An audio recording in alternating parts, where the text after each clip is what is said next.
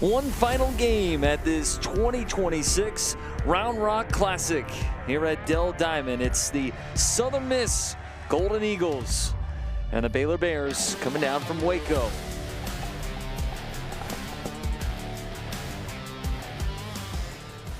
Welcome into the broadcast. I'm Riley Cobry alongside Mike Rooney. Final game of this Round Rock Classic. Southern Miss has already wrapped it up. They have clinched the 2026 Classic, but a good one today, and a Baylor team that's looking to get into the win column after dropping games on Friday and Saturday. Yeah, Rylan, if you're Baylor and Mitch Thompson, you love the way this year has started. You got 4 wins already. You love your roster. You're running like crazy. It's a very athletic group. But you'd really love a win today over a very good Southern Miss team. Southern Miss, a walk-off win on Friday. Then they come back last night, and boy, were they impressive. Against the number 11 team in the country, Southern Miss number 20. But man, that lineup yesterday, they dazzled. Yeah, Southern Miss has hosted 2 of the last 3 years in the NC tournament and tons of program pedigree. They showed all of that this weekend. We will see another very talented pitcher for them. And again, Southern Miss and this fan base, they love their college baseball. Southern Miss enters today 5-1. Baylor is 4-2 as we take a look at the Southern Miss starting lineup. And yesterday, Joey Urban with a big day. Davis Gillespie, a home run as well. The middle of the lineup, so dangerous for the Golden Eagles. Old, skilled, they can win a lot of different types of games, and Southern Miss always pitches. For the Baylor Bears, they'll go with Cade Hansen today, right-hander to get the start. Ethan Calder was magnificent yesterday, and now it's Hansen's turn. Yeah, Hansen, a great sinker, and another one of these, the prototype where very accomplished Division III pitcher, a lot of experience, thrown a lot of college innings, won a lot of games, and now trying his craft at the Division I level. Baylor very excited about him in the Sunday spot. Hansen, the 6'3", 190-pound senior who won a national championship at Division III Wisconsin Whitewater last year, and the defense behind him today anchored by the shortstop Travis Sanders. Yeah, this group is very athletic in the middle of the field. Sanders and Reebok. Reebok really is another shortstop there, and then Caraway flies. It's a very young outfield, but extremely athletic. Southern Miss, an older veteran group for Baylor today. It's 4 freshmen in their starting lineup, and then 3 sophomores, 1 senior and 1 junior as well. Mitch Thompson in his 4th year as head coach of the Bears. And yesterday, post-game, he wasn't that upset with the loss. Didn't feel like they beat themselves. Thought Purdue went out and just took it last night. Yeah, it's the good news when you play in a tournament like the Round Rock Classic is you're going to find out a lot about your team. The bad news is you could find out about it through some losses, and that's where Baylor stands right now. But I think, again, if you're Mitch Thompson, you are really pleased. I think even more excited about the roster you're taking into Big 12 play in a few weeks than you were before the weekend. Friday, nobody was going to stop Dax Whitney. He was remarkable, 17 strikeouts against the Bears. Then they come back yesterday. They built a 5-0 lead, but Purdue able to climb all the way back. And the Boilermakers came back today and beat number 11 Oregon State in our first game. Take a look at our umpiring crew for the final game. John Brammer calling balls and strikes. It's Blake Felix down at first. Doug Williams will man second. And over at third, it's A.J. Wendell. But you've decided to spend your Sunday with us. Bright sunshine here in Round Rock, Texas. High drama all weekend long. Southern Miss winning the first 2 games to take this 2026 Classic, but they want a perfect weekend. And the Baylor Bears trying to stop them. Hansen's first pitch. Chopper right to Reebok. And that's how this one begins. Keep track of that for Hansen. He is a ground ball machine. That is number 1 of the day. Ben Higdon retired. And here comes Joey Urban. Number 1, Joey Urban. 3 for 4 yesterday for Urban. He drove in 4 runs. Had a walk as well. He scored 2. Really did it all. And it was an opposite field blast in last night's game.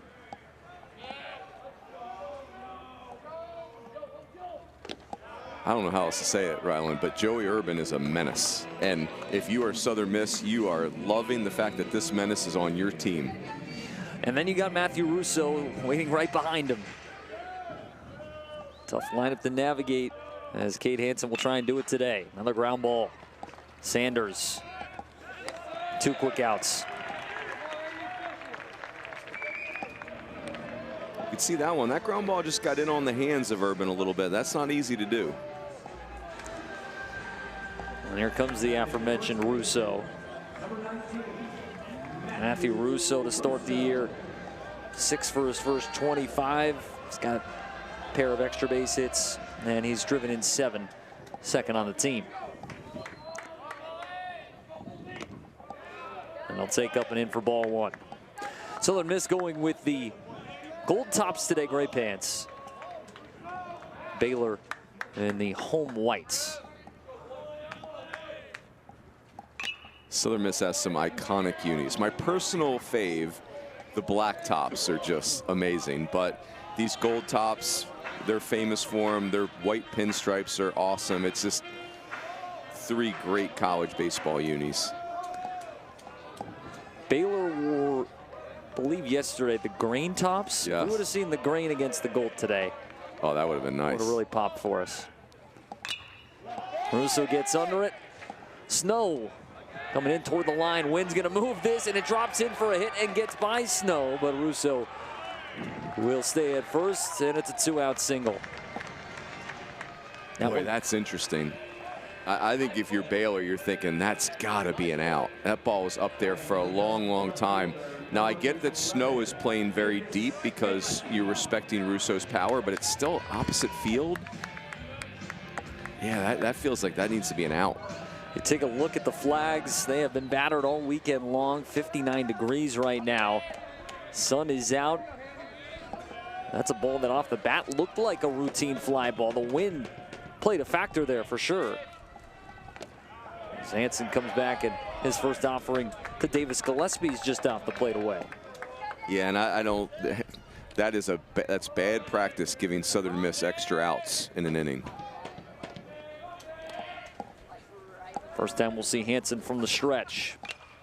Popped up behind the plate. Wynn will probably keep this in. Buchanan near the netting makes the catch. A nice response from Cade Hansen after a 2-out single from Matthew Russo. And he gets Davis Gillespie to fly out to his catcher. Quick top of the first. We go to the home half, where we'll get our first look at Southern Miss's McCarty English.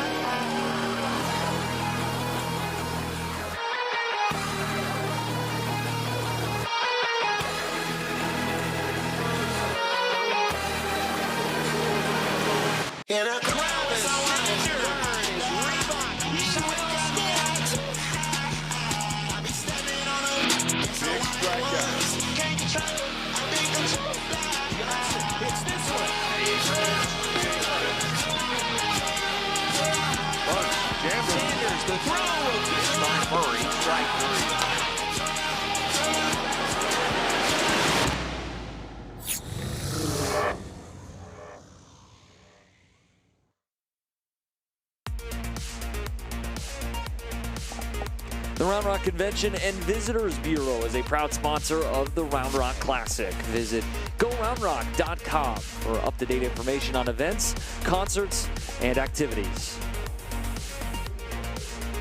A look at the starting lineup today for the Baylor Bears. Travis Sanders slides into the 3-hole this afternoon. Brady Janusek, the freshman, is going to lead things off. So Mitch Thompson changing things around a little bit as he tinkers with this lineup. Youth movement, how about that, huh? As we mentioned, 4 freshmen in the starting lineup today for Baylor. And the starting pitcher for Southern Miss, it's McCarty English to take the baseball. A 6'1" redshirt sophomore out of Ocean Springs, Mississippi. Last year, 5 games out of the bullpen. And here he is in a starting role on this Sunday against Baylor, and the defense behind him for the Golden Eagles today. Seth Smith is really playing his way into this lineup. He's been very good this weekend. Smith got into the ball game late last night.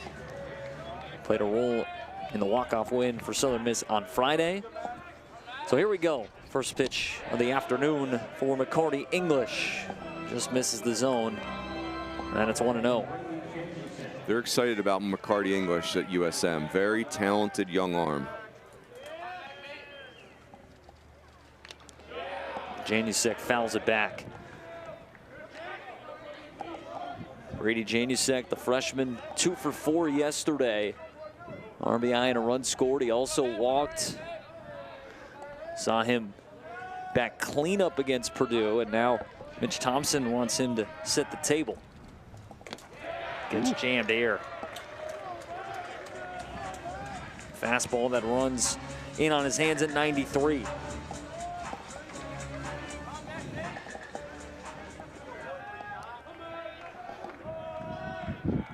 The 1-2. It's up and away. You can see the life on that fastball here for McCarty English.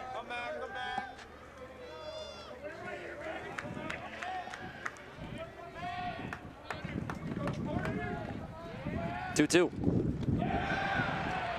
First strikeout of the day comes against the leadoff hitter for McCarty English. Out pitch slider right there. That had some depth. And now Pearson Reebok to bat. So the sophomore, who's also had a productive weekend here in Round Rock.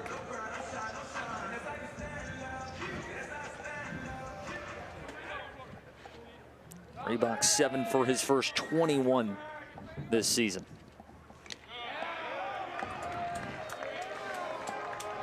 McCarty English fastball is more in than out. Like it. I like to see him filling up the zone right now to begin this outing. His 0-1. Tried a breaking ball, and Reebok stays away from it. Third baseman Dre Barrett up on the grass right now in case of a bunt.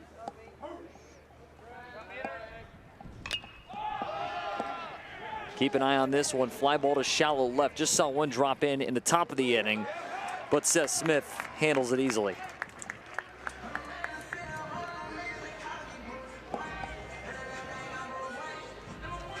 Travis Sanders coming up. Something to watch. McCarty English really establishing fastball in on the hitter's hands.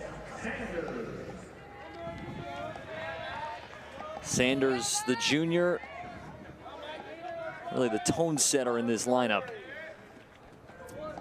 Made some great plays defensively yesterday. And he's going right at these Baylor hitters.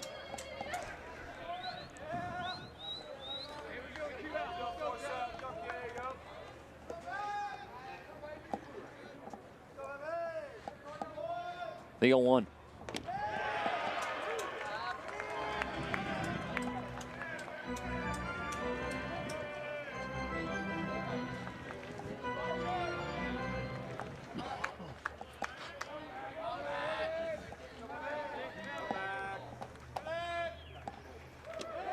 McCarty English gets off to a great start on this Sunday afternoon for Southern Miss. 3 up, 3 down. He strikes out 2.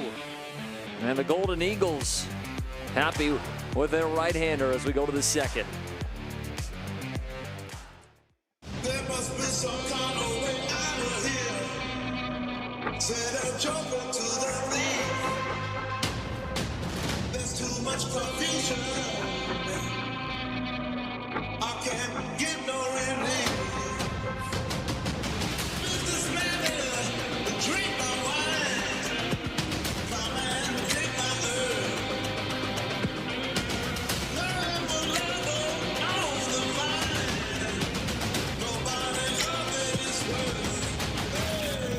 Stroke deep center field. Torres chasing. It is gone, and the party is on in the home six. This ball yanked to the right field.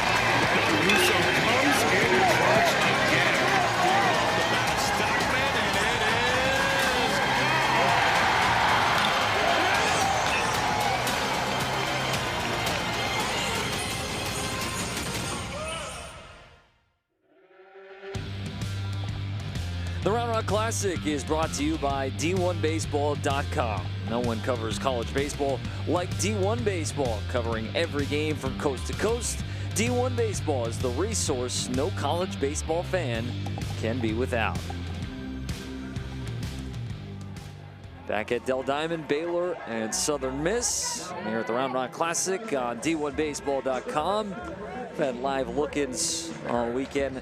And another tournament going on D1 Baseball, Jacksonville Classic. I'm sure we'll get a look at what's going on with LSU in Central Florida later on. Riley Cobrey alongside Mike Rooney.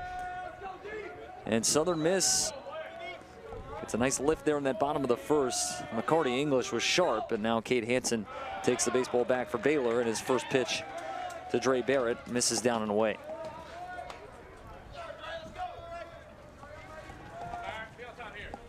Barrett, the sophomore third baseman from Holtville, Alabama. That's down and away. And it's 2-0.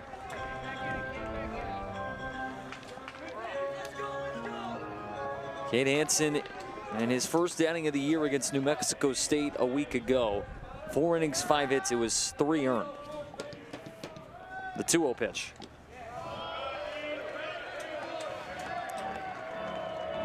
And now 2-1.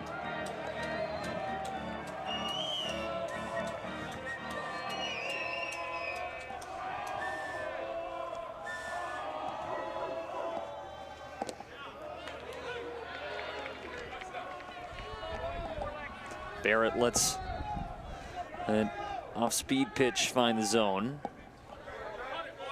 And it's now 3-1. A lead-off walk, and Southern Miss has a man aboard to begin this second.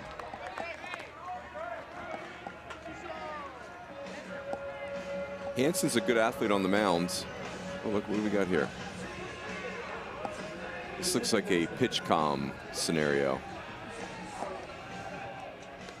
I was going to say, Rylan, with Hansen on the mound, you're probably more tempted to run or execute than in other situations because he's such a ground ball specialist, and Baylor's middle infield is so good. Double play always on the table. See if Southern Miss maybe gets a little bit more aggressive on the base paths today. Kyle Morrison to bat.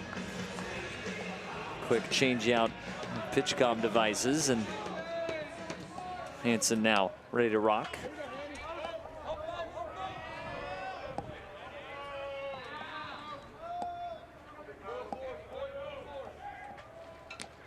And he plunks Morrison. So first it's second, a walk and a hit batsman. And now Caleb Stelly coming up. I wonder if Sean Senegar, the pitching coach for Baylor, might take a trip out there, because after a really polished first inning, this doesn't look like the same guy on the mound. Falls behind 3-0 to Barrett to begin this second. Ends up walking him, and then Morrison right in the back. Stelly squares around, and that pitch misses down. So Caleb Stelly batting 7th today, and Stelly was the leadoff hitter yesterday as the corners continue to creep in. And Hansen misses again. But Caleb Stelly is 7 for his first 23. That's a .304 average. But this lineup's so deep, you can put him in the 7 slot. Southern Miss just so many options. And down their lineup is now a visit to the mound.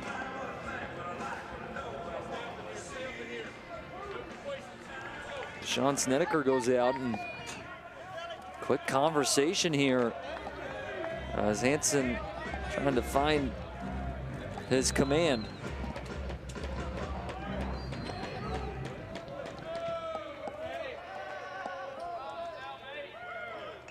Tries to get the bunt down and pops it up behind the plate, and it's 2-1.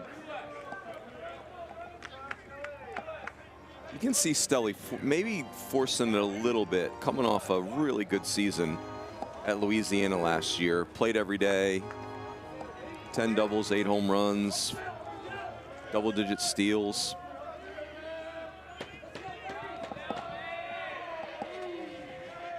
Squares around early.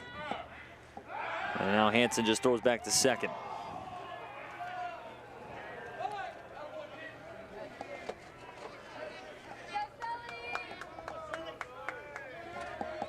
Stelly, a highly rated recruit coming out of high school out of the state of Louisiana. Can't get the bunt down, and now it's 2-2.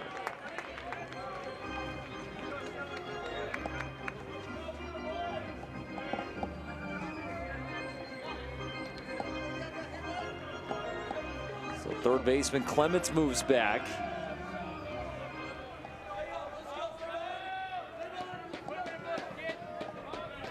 Hansen can get a strikeout here.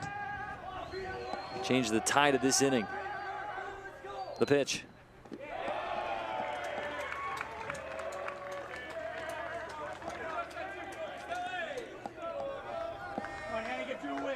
As you'd expect, these Southern Miss fans are active early. That's how they roll.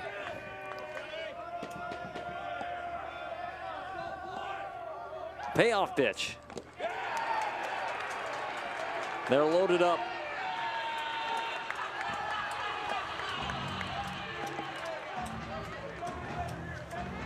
It's like a golfer right now, Cade Hansen. It's the dreaded double miss, right? Like he's pulled a bunch of pitches into the left-handed batter's box, but you also got a hit by pitch.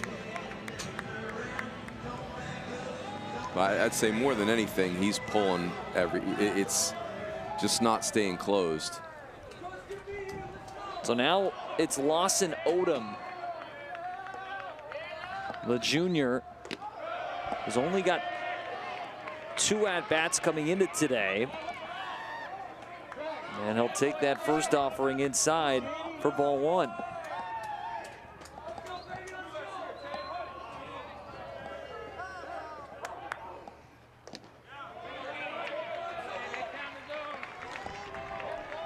Baylor back in the middle. They will trade 2 outs for 1 run all day long right now.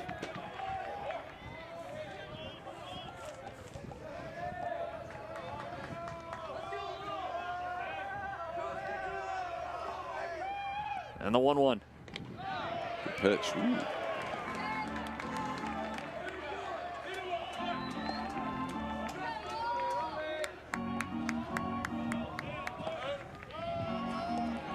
Lawson Odom in a big spot, an opportunity for his first hit of the year. As the 2-1 is away, it's 3-1.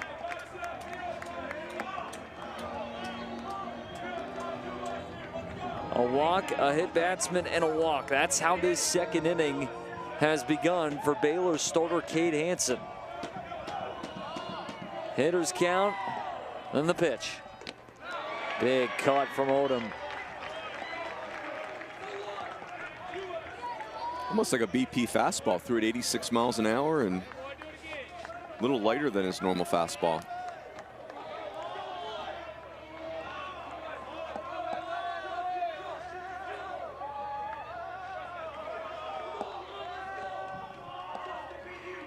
The kick and the pitch. And that's ball 4.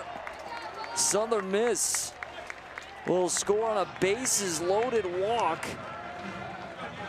And it's 1-0 in the second. That was interesting. That's 3-2 slider. And I don't think that's because, you know, they're worried about Lawson Odom in that, you know, Lawson Odom only has 2 at-bats this year. That's probably him saying he doesn't have great command of his fastball right now. So now Seth Smith bats. And Smith takes a whack at the first pitch and fouls it away. Baylor's got a right-hander starting to warm up in their bullpen.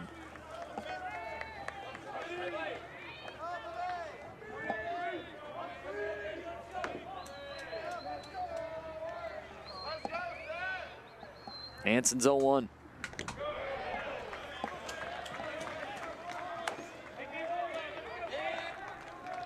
3 walks in this second inning. And that on top of the hit batsman, and Southern Miss is not needed to put it in play to score. Smith rocks this off the bag, no.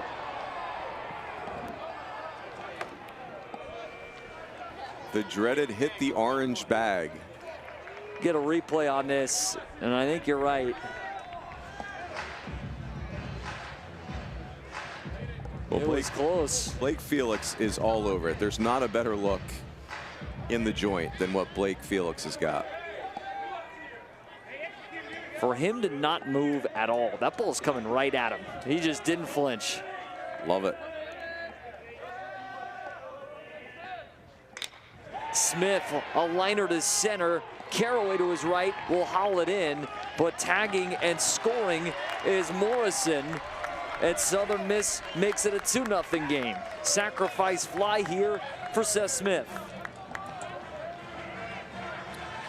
Really nice job, Seth Smith, with 2 strikes. Just get that ball to the outfield, look like a changeup, score your run, turn the lineup over.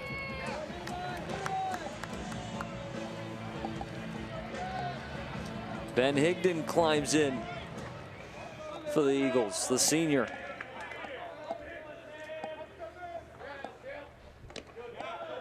First pitch strike from Hansen.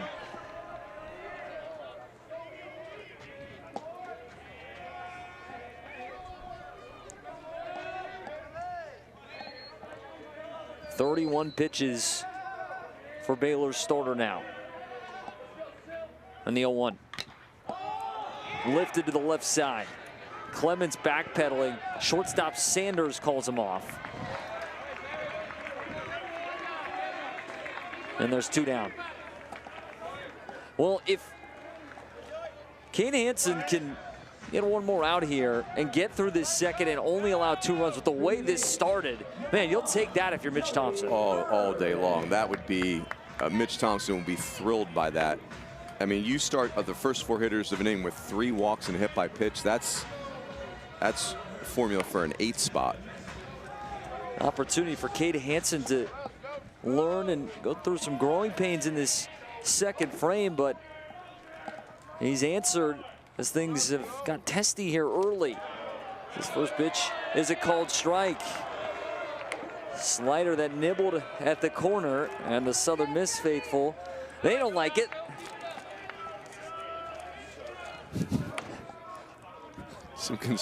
Some constructive feedback coming John Brammer's way. I love that.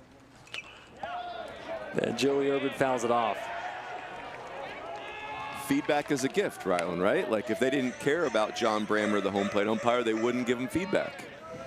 In this ballpark for AAA games, it's the automated ball strike system, and we have lost the art of heckling the umpire. So it's nice to see it back here this weekend. Like it. The 0-2. That's high.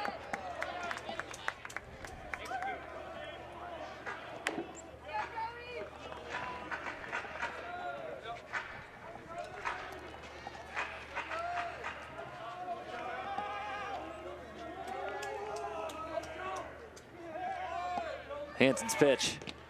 Blows it by him. Cade Hansen walks off the mound in this second, and he did give up 2 runs, but he stays on the mound and will go to the bottom of the second. Southern Miss takes an early lead.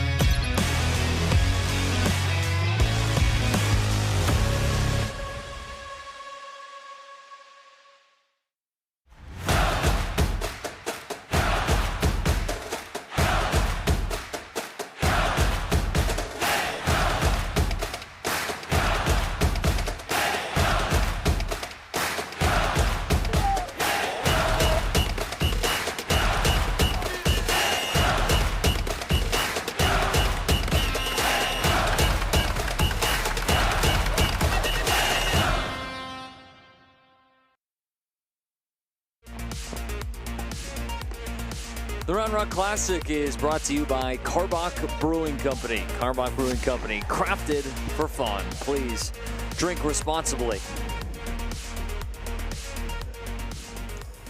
Southern Miss strikes for 2 runs in the top of the second. They do it without collecting a hit. Cade Hansen got into some trouble, loaded the bases up, walked one in, and a sacrifice fly, but he stays in the game and gets out of that second. And so now McCarty English has 2 runs to work with here, and he fires in a fastball for strike 1. Tice Armstrong, Hunter Snow, Brighton Clements to bat for the Bears.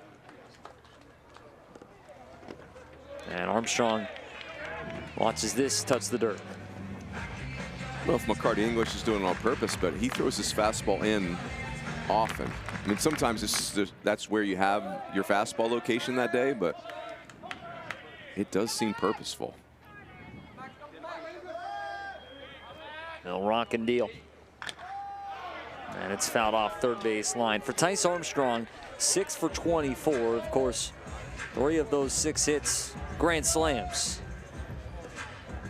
And so he's got 15 RBIs on the young season. His bank account is full with those 12 RBIs in one day. Just above the zone. And it's now 2-2. Armstrong looking to get things going today. 0 for 5 yesterday against Purdue. No walks for Tice Armstrong yet this year, and that's probably a result of those 3 grand slams. You have that much success that early, and that'll get you a little swing happy. A little extra aggressive early in the season. And you can't blame him. Right. Grand slams in a game, and also I'd be swinging too. Came to the plate a couple more times that weekend with the bases loaded. And this misses low, and it's a walk for Armstrong. So there you go. Shows some patience and gets aboard. Not a bad pitch there from McCarty English, but just beneath the zone.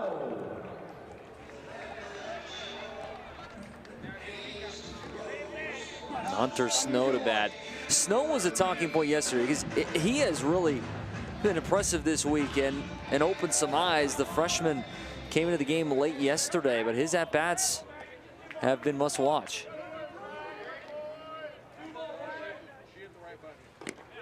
And he went around. I mean, 6'3" left-hander, and not, you know, he's physical too, and yeah, Hunter Snow's going to be fun to watch this year. One of his outs, obviously, should have been a home run. On 1 pitch. That's inside. And of course, Easton Talt with a takeaway. Robbing Snow on Friday night.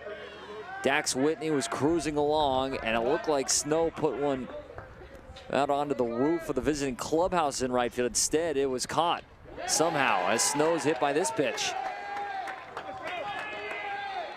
Exactly how the top of the inning began for Southern Miss. A walk and a hit batsman. Baylor has done the same in the home half as Brighton Clements will bat with 2 on.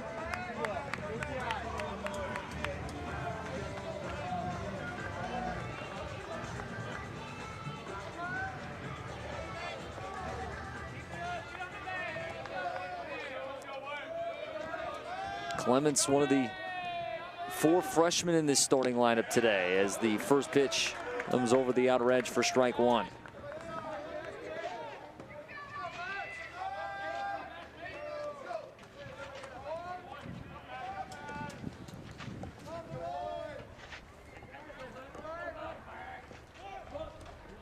Tries to get the bunt down, and he pulls it back, though, as that breaking ball was not close.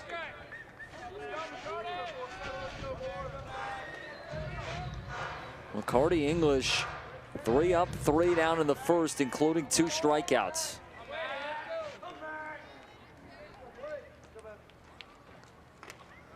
Clements does get it down this time. Barehanded play from the catcher Odom, and a sacrifice bunt for Brighton Clements.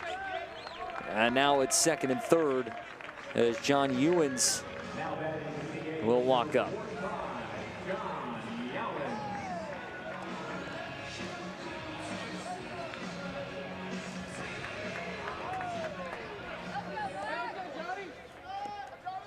Good spot for Ewens. He's been a bright spot that has hit his way into this lineup.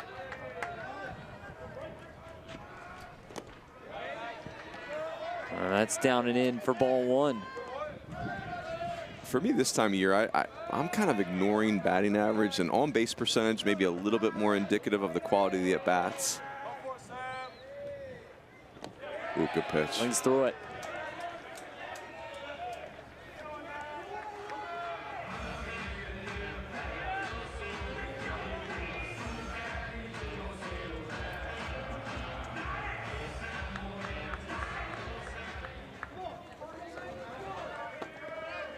One. Lifted to left. Gillespie near the sidewall. And it gets out of play.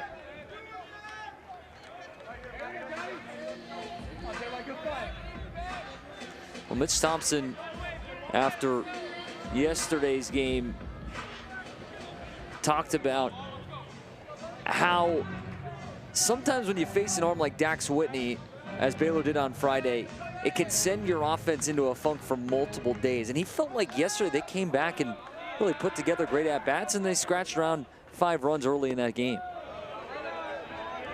So it didn't seem to phase them too much yesterday. A great comeback after those 17 strikeouts for Whitney on Friday. Yeah, sometimes in these tournaments you learn something about your club. Sometimes it's just baseball gonna baseball. And I think Baylor's bullpen is legitimately a strength of their club, but Purdue won the second half of that game. Purdue's offense did beat the Baylor bullpen.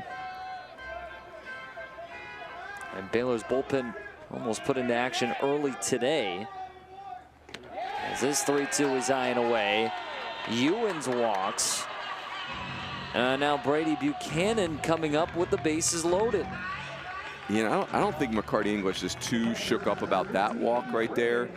Ewens very dangerous in that spot, and Buchanan is a catcher, right-handed hitter. This is the better matchup. You get a ground ball, you're in the dugout. 2-0 Southern Miss in this bottom of the second. Both starting pitchers have danced around the zone in this second frame. Can Baylor take advantage? That fastball rises above the zone.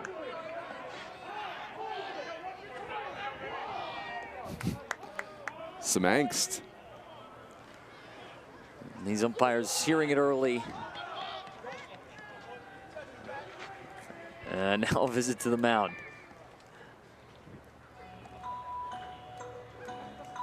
Game number 1 today went to Purdue as they beat Oregon State 5-2 the final. The Boilermakers finish off an impressive weekend. Yeah, I'm sure Greg Goff, it's been a long trip for them, and Purdue, that's a great start to their season. And they were fired up, as they should be, for Oregon State. On the flip side of things, just still trying to figure out what kind of team they are going to be offensively, as they struggled at the dish the final 2 games of this series. Yeah, Oregon State, their 2 conclusions through 2 weekends. Their pitching staff is every bit as good as we thought it was, if not even more. And the offense is a work in progress, no question. So now after the conversation on the mound, McCarty English comes back and finds the zone. It's 1-1. And that's the pitch right there, 92 at the kneecaps. That's your double play pitch.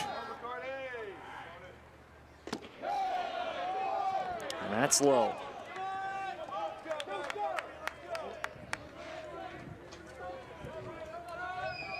Braden Buchanan, the redshirt sophomore.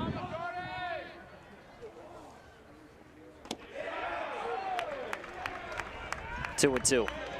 I'll tell you, there's a place where John Brammer is going to give you a little leeway as a pitcher. It's down and away. He likes that spot. He'll let you be aggressive in that area.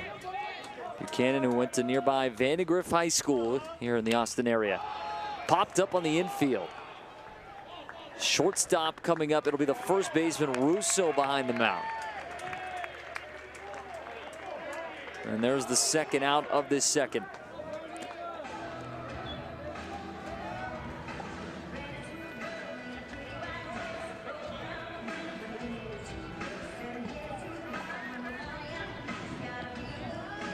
So Bo Caraway will now have to take advantage. Caraway, the speedster. Yesterday went 1 for 3. And the first offering is high.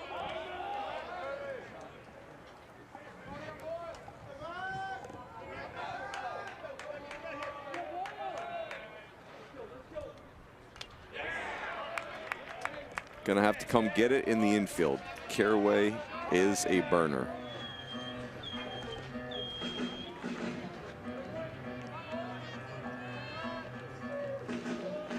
Bases loaded, 2 outs, bottom of the second. Baylor looking for an answer after the 2 spot from Southern Miss in the top of this frame. McCarty English fires it in, called strike, and you could tell there Lawson Odom, the catcher, he loved that from his starter, a little fist pump.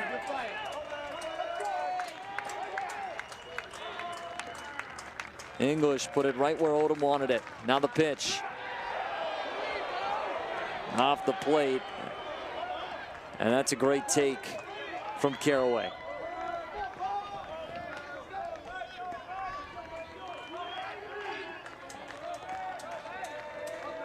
The 2-2. Looped foul.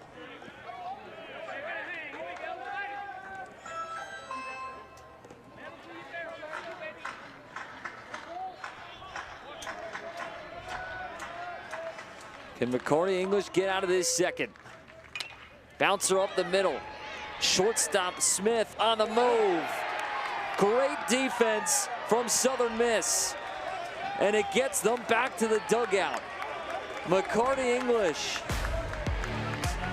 gets in some trouble, but finds a way to post a 0. Smith throws on the run. And this game stays 2-0 Southern Miss as we go to the third. You spent years building a life worth protecting. The long days, the late nights, the people who matter most. But life, it doesn't wait. It throws curveballs and changes the count without warning. Planning ahead isn't playing defense. It's thinking about the long game. When life gets out of your hands, that's when experience leads. At Robbins Estate Law, we help Texas families plan ahead with confidence. Robbins Estate Law, protecting what matters most.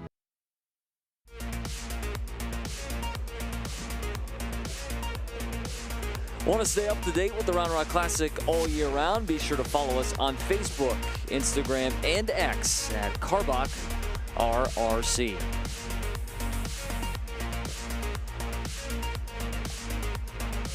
Third inning from Dell Diamond. Both teams threaten, only one team scores. Southern Miss, 2 runs without collecting a hit in the top of the second. Baylor did not have a hit in the bottom of the second, but they had the bases loaded. Just could not manufacture a run, and Seth Smith with a tremendous play up the middle to get the Golden Eagles back to the dugout. He's had a great weekend. You know, it's interesting. Southern Miss looked a little flat in the first inning. You know, 2 outs and 3 pitches, and really should have been a 1-2-3 inning if that Russo fly ball gets caught in left field. But boy, did they make a quick adjustment. And, you know, certainly Cade Hansen lost his feel for the strike zone there for about 4 or 5 hitters, and that'll do it. That'll get a good team like USM going. Cade Hansen comes back out to the mound, and maybe expected a little bit to see Southern Miss come out a bit flat. Yesterday's game, the intensity and electricity here. Yeah. I mean, this Round Rock Classic has been great all the way around, but yesterday's second game was a bit different in terms of feel as Russo goes after the first pitch and drills it foul. Yeah, I mean, if you're Southern Miss, I mean, it's a walk-off on Friday and then an intense game between 2 ranked teams on Saturday. So a lot of adrenaline already expended. Russo hooks another one foul. He's getting closer. He is. Gotta be careful. That was middle in. Barrel and barrel. And the 0-2. Got a piece. Buchanan hangs on, and a strikeout for Cade Hansen. That's his second.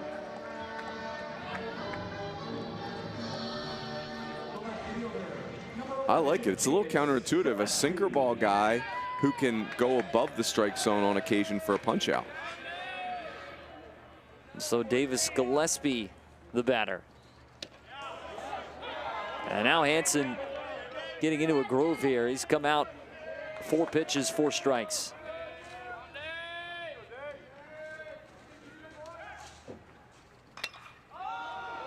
Fly ball to right. Janusek to his left. 2 down.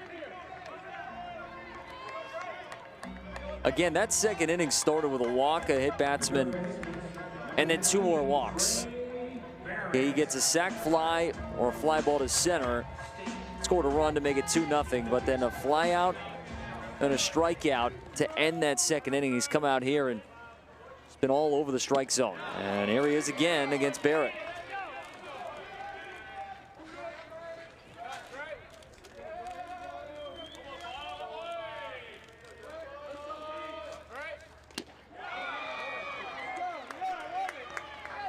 Definitely some life on that fastball.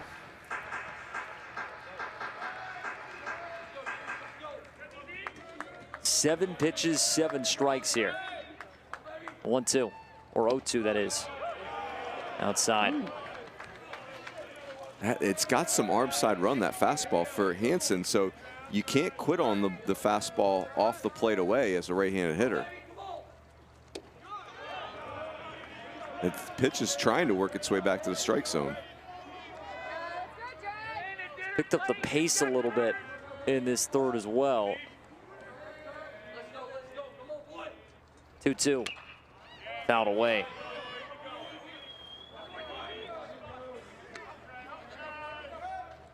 You're down that first base line right now. You will be peppered with foul balls, and we have a lot of fans congregating in those 3 sections because the sunshine is coming down on them. So trying to get warm. 2-2. Smart fandom right there. It's a smart play.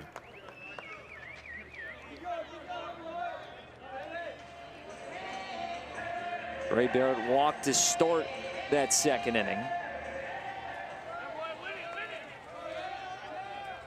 Hansen with another 2-2 pitch. Lined out to deep right, on the move, Janusek, and he'll have to track this down in the corner. Barrett into second with a stand-up double.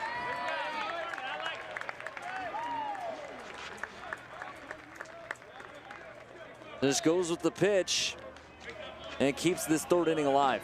Southern Miss uses all 3 outs as well as any team that you're going to see. They just are not going to pack it in on an inning. Nice job by Dre Barrett. Janusek showing his arm strength in right field there.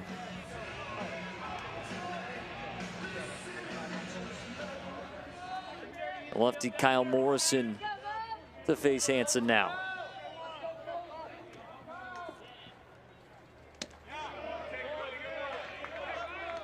Ball comes back over the inner edge for strike 1.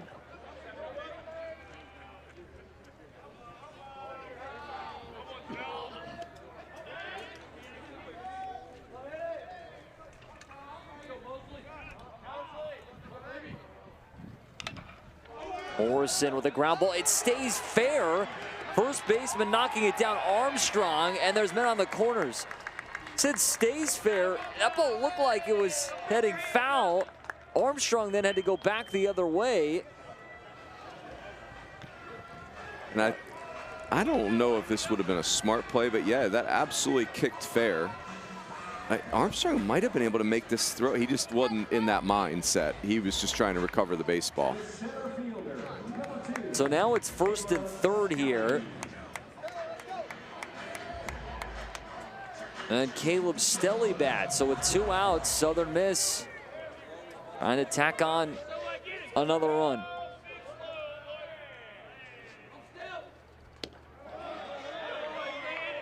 Called strike to start off Stelly. Boy, it's interesting for Hansen. It's like in some ways he deserves to have given up more runs. In other ways he deserves a better fate. You know, there's been 2 defensive miscues behind him, but then plenty of self-inflicted damage of his own doing. And the 0-1. It's low. Yeah, this has been a tough outing to evaluate.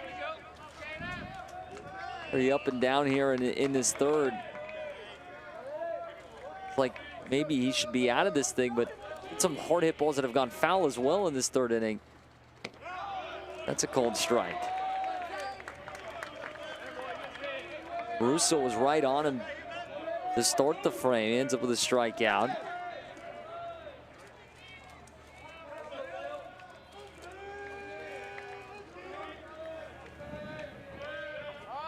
One, two. Well, that's how this inning started. Somebody fouling some pitches off with 2 outs and 2 strikes. Mr. Dre Barrett. Barrett with a double. They are going to give Kyle Morrison a single.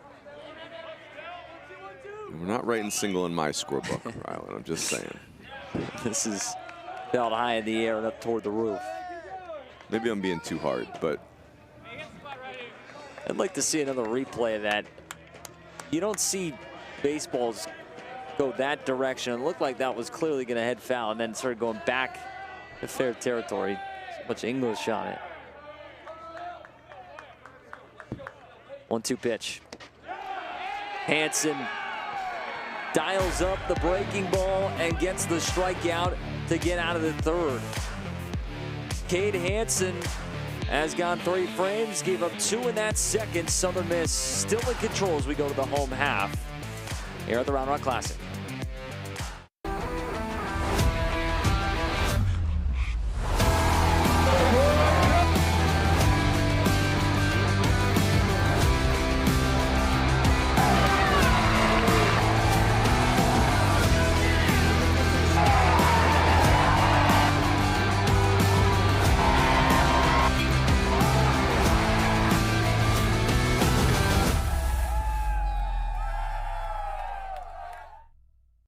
It was a simple idea. I wanted to make a bottle for myself that I could use for everything. It needed to keep my drinks cold, have the ability to mix my favorite drinks, and be easy to carry and clean. I didn't realize how many people would love their ice shaker and how it would change their lives. Hi, I'm Chris Gronkowski, former NFL player and the creator of Ice Shaker. I created Ice Shaker to help us all live an active and healthy lifestyle. Grab you an ice shaker today.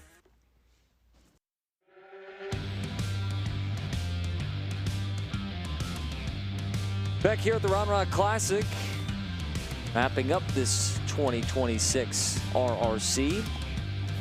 Southern Miss champions after their win last night over Oregon State.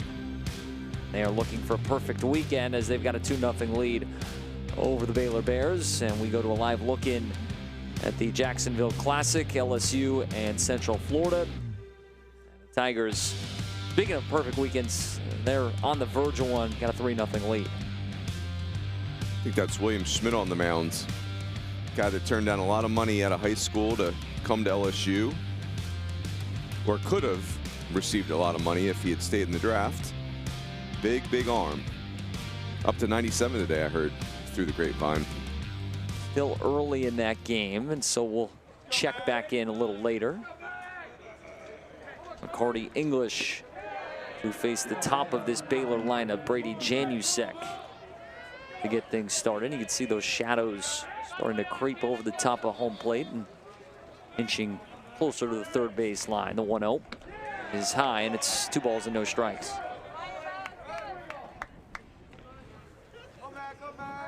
Kind of a weird feel to this game to start here. I mean, Yeah. it's 2-0 Southern Miss. Baylor had an opportunity in that bottom of the second, and then Southern Miss another chance. A strange start to this game for both teams. Sunday starts can go this way in college baseball at times. A lot of times you get starters that are Not quite finished products like you get on Friday night or necessarily Saturday, but certainly talented. 3-1. Up and away, and Janusek works a leadoff walk.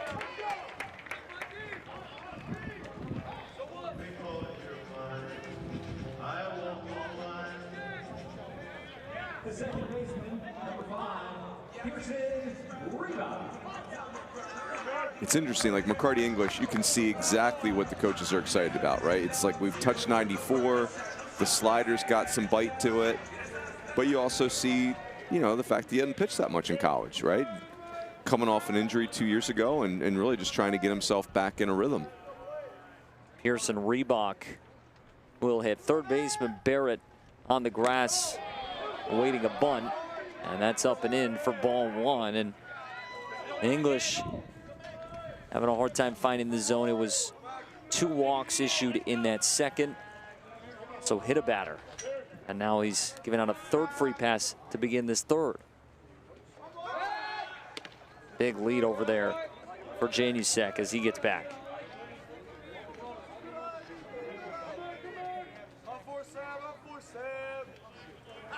For Baylor, 15 stolen bases through 6 games. It's their most since 2011. They had 16 through 6 games that year. And they need 3 today to have more stolen bases than that 2011 team through the first 7 games.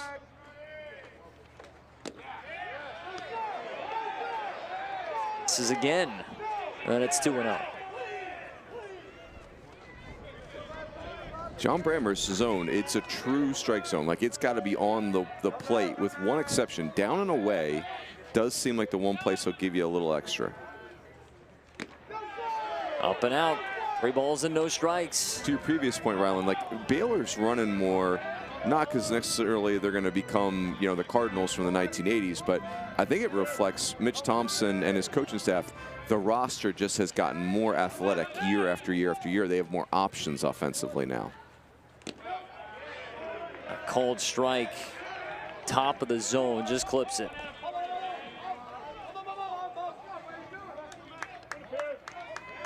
You're right, this game very unsettled right now, like just choppy.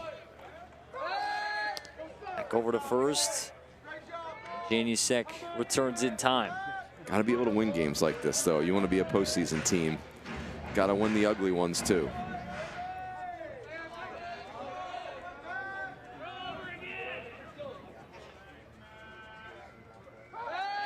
Another throw over. And for Baylor, again, trying to end this weekend with a victory, just take 1 of 3. But their schedule does not get any easier. They'll have a midweek Tuesday versus Stephen F. Austin. That pitch missed inside. That's ball 4. We're down to second, but it's another walk. So first and second, and Travis Sanders coming up. And then Baylor goes to Dyken Park to play in the Bruce Bolt Classic, where they'll face Ole Miss, Texas, and UTSA.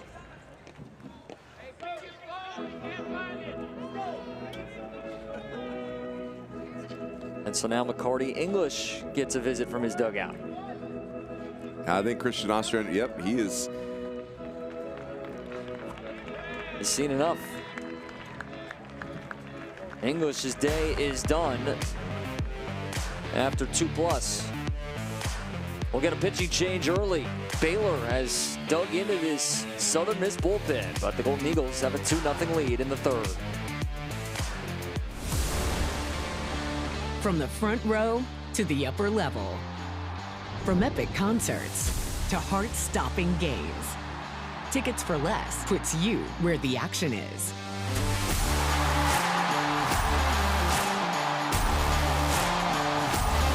Experience the thrill of live events like never before. Every seat holds a story. Find yours at ticketsforless.com and never pay service fees.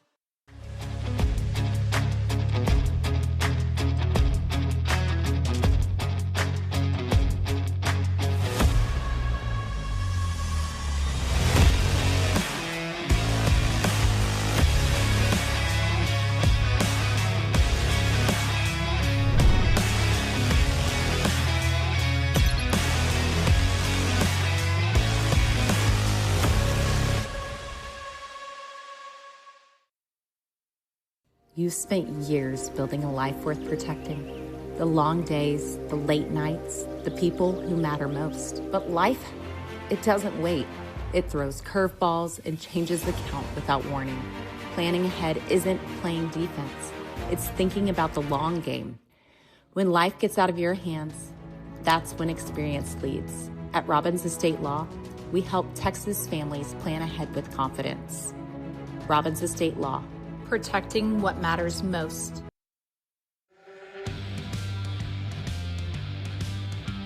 Southern Miss and Baylor in the final game of this Round Rock Classic, and we see a new arm into the game for the Golden Eagles. Thomas Crabtree is going to enter in this third. Nobody out.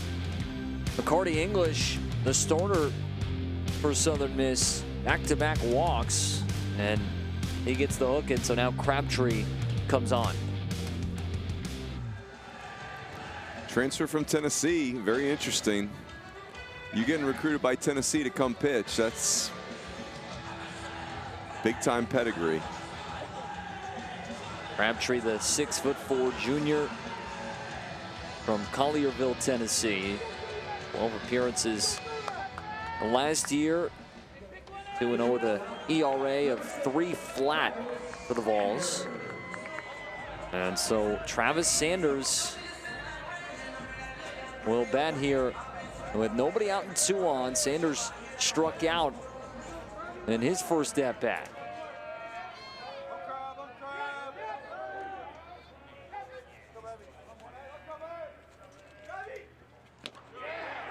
Comes up hacking, and it's by him 0-1.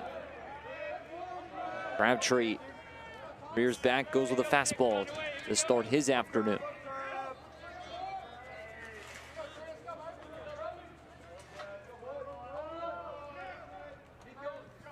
Look back at second, the 0-1.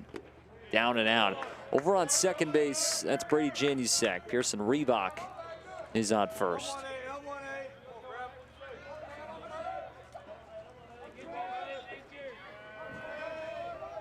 Feels like a game that will be decided by who can throw more strikes today.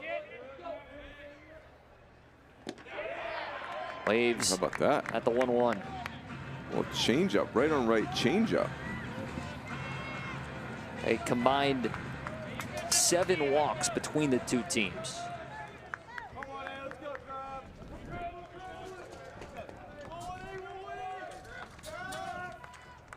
One-two. An impressive start for Thomas Crabtree. Goes right at Travis Sanders, Baylor's leader, and there's 1 down. Back-to-back right on right changeups, it appears. Wow. Might be a split, whatever it is. Nasty. Nice Armstrong hops in.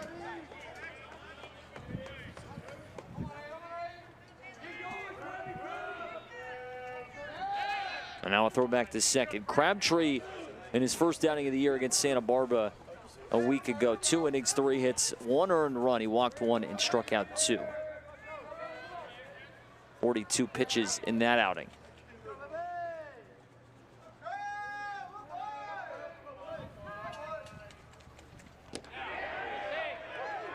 At the knees for strike 1.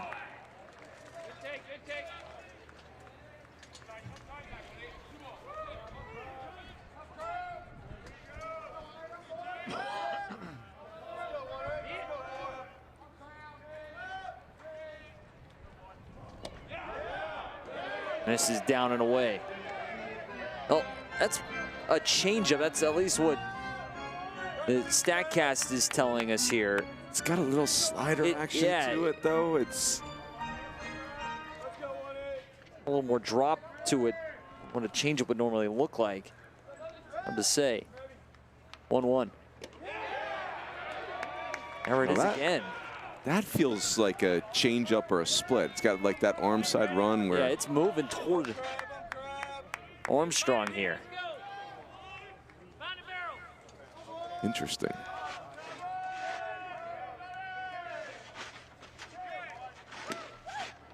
That misses away. 2 balls and 2 strikes.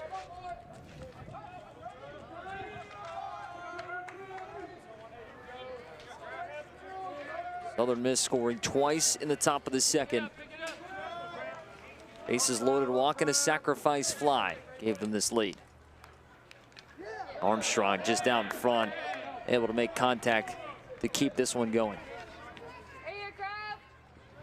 I'm gonna try and peek at that grip, see if that's a changeup or a splitter, what that is. Either way, if we're guessing what it is, the hitters are too, and that's a good thing for Thomas Crabtree. It's been effective. Throws back to second again. And a nice job by Kyle Morrison to leap up and make sure that doesn't get away into center field.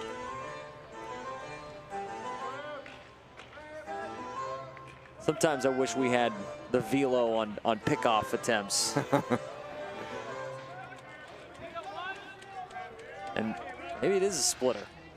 Yeah, a little Vulcan change. Out of the way. That's the heater, obviously. Yeah. All right, so that's good. Good investigative work right there. Thank you, camera friends. That was well done. Camera crew doing a great job all weekend long. Sure have.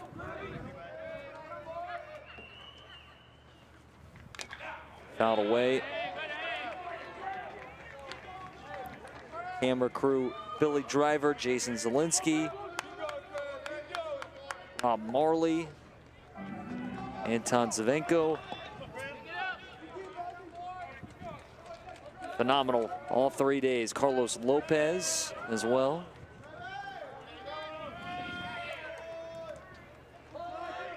Two-two. Armstrong goes the other way. And Higdon does not have a play. It's up into the stands.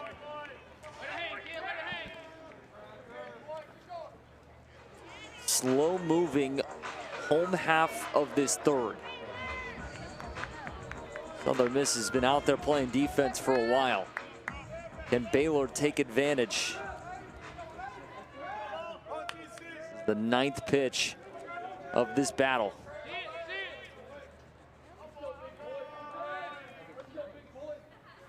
Here it comes. Ooh. Lifted down the left field line, but foul.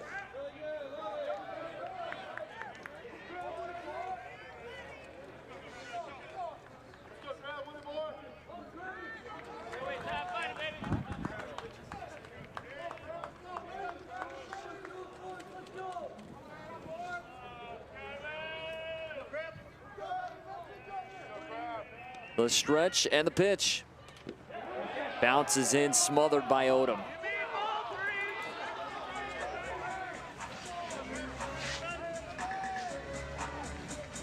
So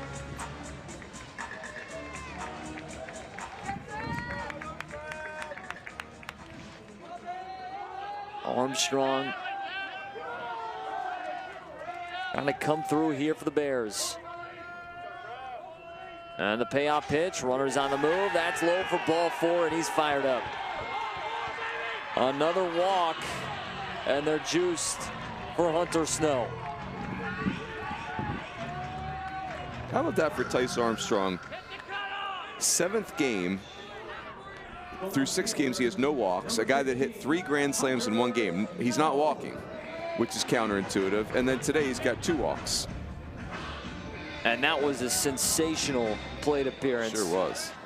11 pitches, works a walk, and passes the baton as Hunter Snow will bat. A nice job by Crabtree to go after him. It's 0-1.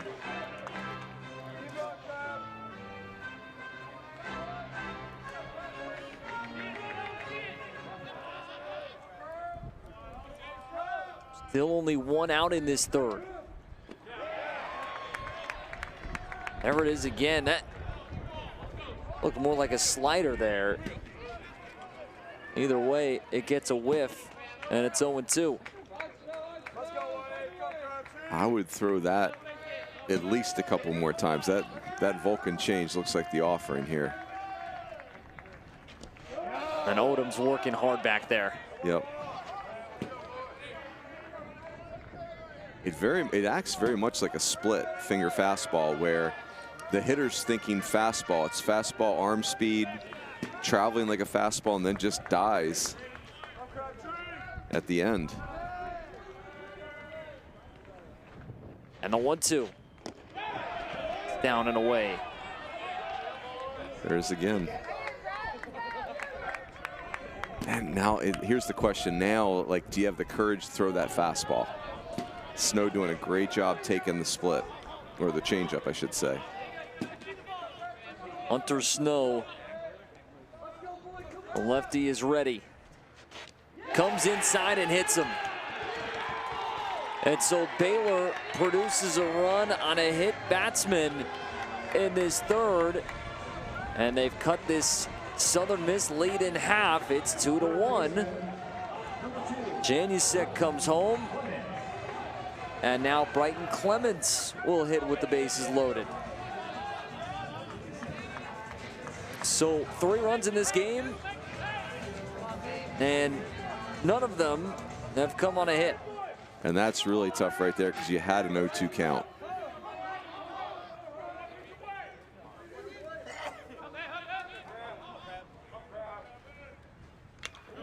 Clements fouls it back.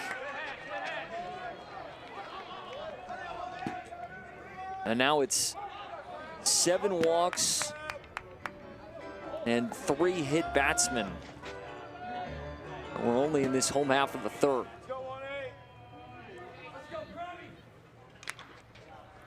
Fly ball down the right field side, and it'll twist up toward the United Heritage Center. And so it's quickly 0-2. Thomas Crabtree just came into this game. McCarty English, the starter. Thomas Crabtree's right stirrup probably best describes this game. It's just a little out of whack.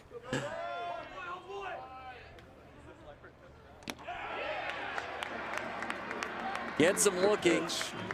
Clements strikes out.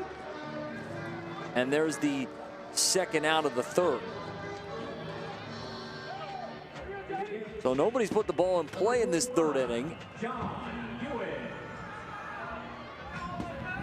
Maybe John Ewens can change that. Nobody's happy. It's free passes and strikeouts. Both the offense and the defense not pleased.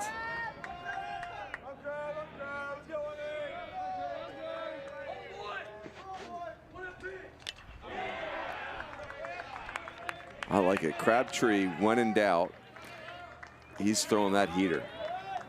Why not? That one middle. Ewens to right back to the screen.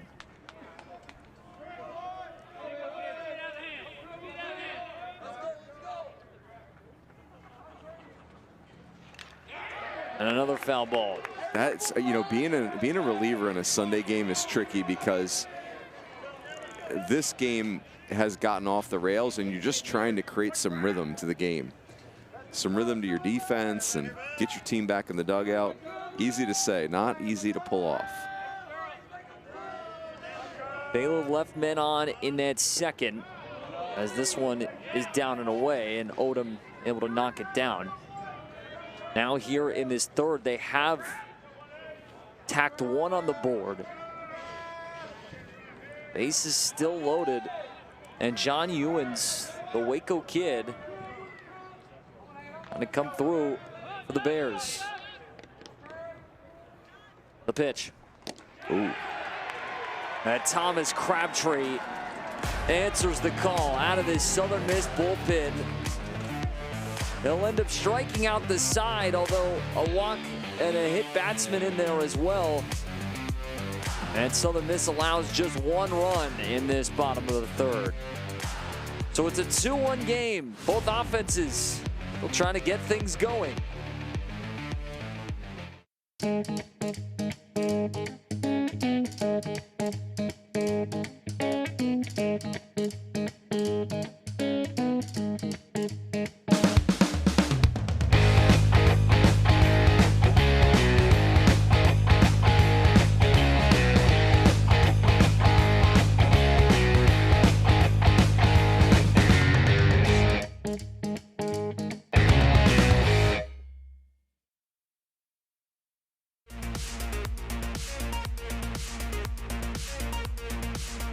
Round Rock Classic is presented by Peak Events, home of the best outside of Omaha.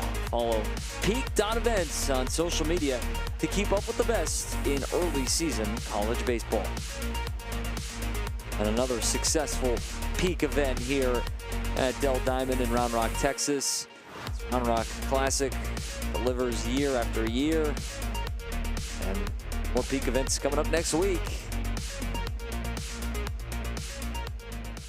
So Baylor scores 1 in that bottom of the third. They leave some meat on the bone as they had the bases loaded. The lone run scores on a hit batsman with the bases full. And so now Southern Miss will have 8, 9, and 1 due up as Cade Hansen had plenty of time to collect his thoughts in that Baylor dugout as his offense went to work. And Odom right away flies this down the right field line, reaching out Janusek. And it's a foul ball. Last thing we saw was Janusek starting to dive for it and reach out, and he apparently did not come up with it. Yeah, it's anytime as the right fielder, you just can't get the ball on your right shoulder and you're chasing it into the fence. That is not a great feeling. There's not much room between the sidewall down the right field line and the chalk. The 0-1, and Odom again takes a big rip at it and fouls it back, 0-2.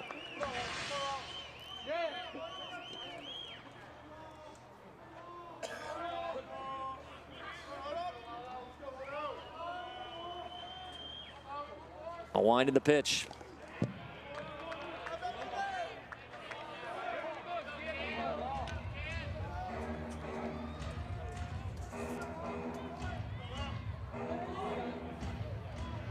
Odom giving Tucker Stockman a well-deserved day off.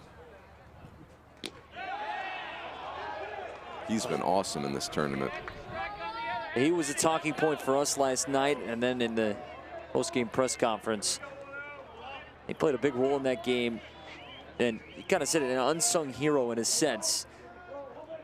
This 1-2 is punched on the ground to the first baseman. It's Armstrong right next to the bag for out number 1.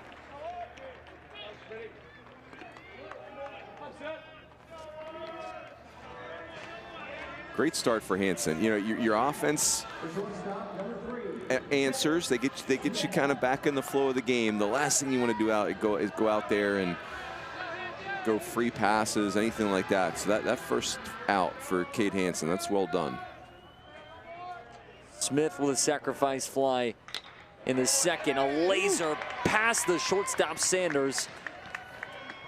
And more of Seth Smith this weekend at the Round Rock Classic as he continues to show what he can provide. Yeah, he's really finding his game. I mean, he's like the way he's played defensively. He's given Southern Miss really good at bats at the bottom of the order. He's done a great job flipping it over to the top of this lineup. Ben Higdon is 0 for 2 today. Baylor has a right-hander loosening in their bullpen. Southern Miss has been ultra aggressive in this fourth. If Hansen can just get you through this fourth inning, man, you would really take that on a day where he's walked 4, but he's been able to work out of trouble, and should say walked 3 in this game, but he's done a nice job after that tough second inning. I agree. If Cade Hansen gets you 12 outs with the game still very winnable.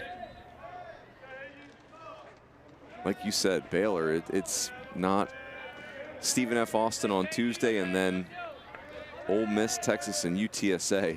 It is Mitch Thompson is challenging his squad. 1-1 off the glove. He stabs at it and knocks it down. The flip to first. Higdon retired. Always scary as a pitcher, but Hansen got his glove on it. And so there's 2 down.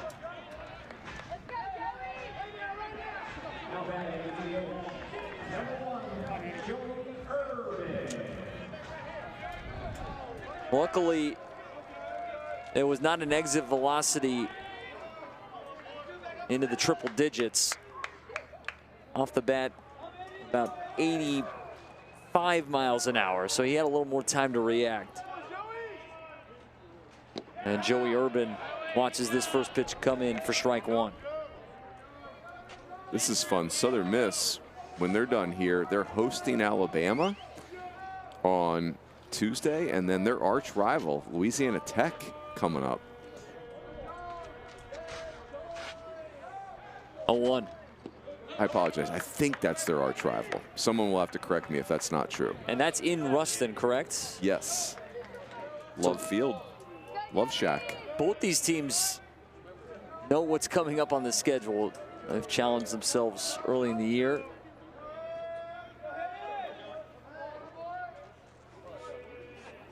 And the 1-1. This, you know, so Higdon leading off for Southern Miss this time. It feels like that's still a little, I think they'd love Stelly to be the leadoff hitter, but maybe that's still up for debate. But Urban and Russo right here, and then Gillespie following. This is a tough stretch of this lineup.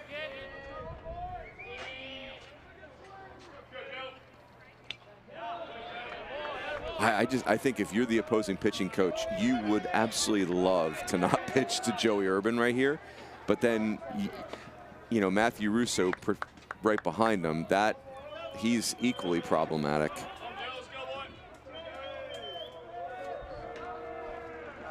Two balls, two strikes. Top of this fourth. Hansen's pitch, lined the opposite way, down and skipping into the corner. Scoring easily from second, Smith. Big turn for Urban, but he'll hold at first, and Southern Miss has made it a 3-1 game.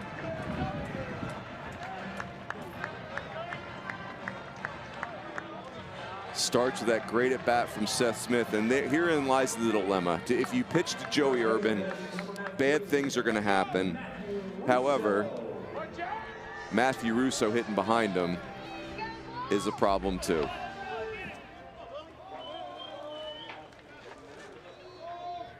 Hansen will stay in this game to face Russo, and there goes Urban. The throw down. It's late. Urban into scoring position.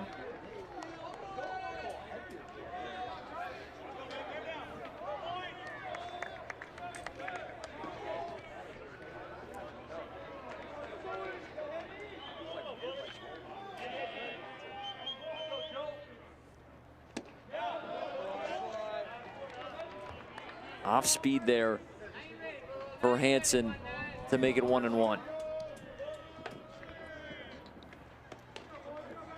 Felt like Southern Miss all weekend has been able to utilize the opposite field. This is bounce foul. Urban just did it again. Urban especially, you know, his triple was to the other way. He drives the ball the other way. I just think guys that can impact the baseball to the opposite field are so hard to pitch to because there's one option, fastball in, which is literally the hardest pitch to execute out there. 1 ball and 2 strikes to the 3-hitter Matthew Russo. The kick and the pitch. Oof. A rocket into center. Urban turns around third. Caraway comes up throwing. It's a great one, and they got him. And Southern Miss wants a review here.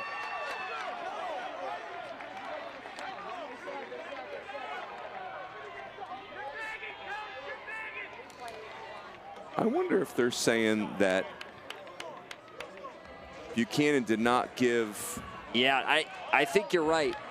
Now that said, it's not like MLB where you have to give the hitter, the runner, a clear path. If you're in the act of catching the baseball, you can come into the line. And in college baseball, again, in pro baseball, you need to give them a path. In college baseball, they give the defender a lot of latitude if you're in the act of catching the ball. And I think clearly Buchanan is in the act of catching the ball. He's moving it, yep. I also think the ball is beating Urban to home plate. So I would be very surprised if this gets overturned. So they will put the headset on. and take a peek at this. Big play in this game. What a throw by Caraway, by the way, right? It was perfect, and if somehow this is overturned, it would make this a 4-1 Southern Miss lead. As you watch the replay, and Caraway came up gunning here. One hop. We watch the replay. Yeah, Buchanan probably has to be a little bit more careful given a path there, but he's in the act of receiving the throw. I'd be shocked if this is overturned. All right. The other thing too is just baseball-wise, if you take the rule out of it, like the ball beat the runner, right? Like that's really should be an out.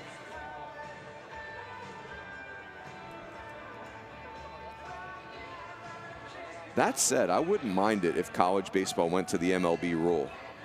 Just feels a little cleaner. Yeah, if it is the same as the pros, he's got to give him a lane, and then that makes it a tag. He's got to make a tough tag on the runner who can try and avoid him there. And this call is going to stand, and so Southern Miss will maintain the lead at 3-1, but it will not grow. Bo Caraway cuts down Joey Urban at the plate. Some great defense from the Bears. And this is a 2-run game going to the bottom of the 4th. From the front row to the upper level. From epic concerts to heart-stopping games. Tickets for Less puts you where the action is.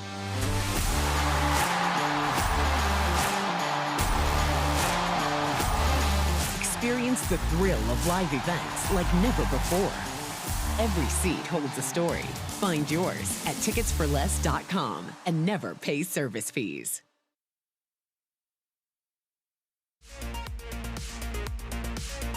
The Carbach Round Rock Classic is a proud supporter of the Cystic Fibrosis Foundation. Scan the QR code on your screen or visit roundrockclassic.net and make a donation to help us add tomorrows to those living with the disease. Cystic Fibrosis Foundation, such an important part of this event over the last few years. I hope you'll scan that QR code and consider giving as we head to this home half of the 4th. And Southern Miss has a 3-1 lead, but Bo Caraway, that was a big-time throw in a spot where the number 20 team in the country is not trying to run away with it, but definitely has all the momentum. Instead, cuts down Urban at the plate and keeps this at a 2-run game. Yeah, huge play. Baylor, if they're able to come back and win this game, that play is going to be a huge part of that story. Thomas Crabtree came out of the Southern Miss bullpen in that 3rd. Mixed results. He struck out the side. He also walked a batter and hit a batter. And so Crabtree will face 8-9-1 for the Bears.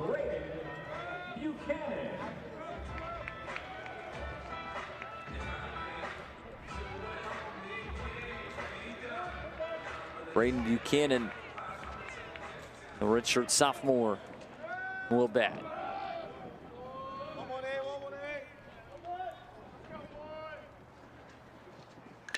Buchanan right away takes a big cut, fouls it high and deep down that left field line. Buchanan flew out to the first baseman Russo in the 2nd inning.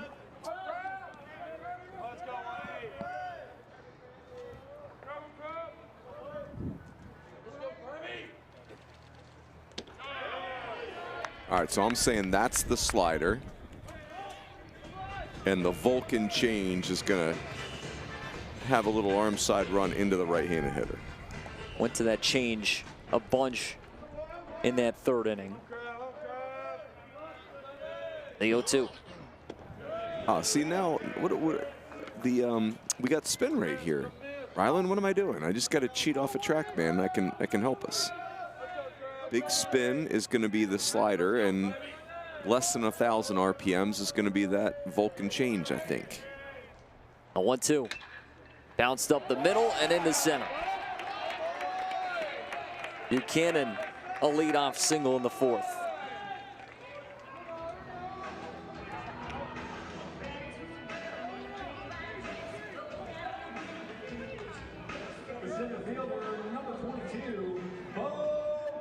So Caraway with the big throw in the top of the inning, and now he gets a chance to bat in the home half. Top of the order coming up, Brady Janusek in the on-deck circle.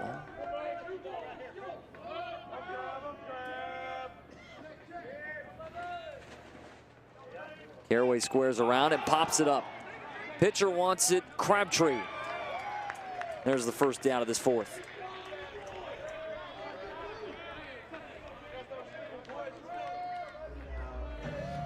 Love the idea, just not well executed, obviously. Janusek, a strikeout and a walk today. He scored the lone run for Baylor in that third. Really is incredible. Baylor playing 4 freshmen today and 3 sophomores.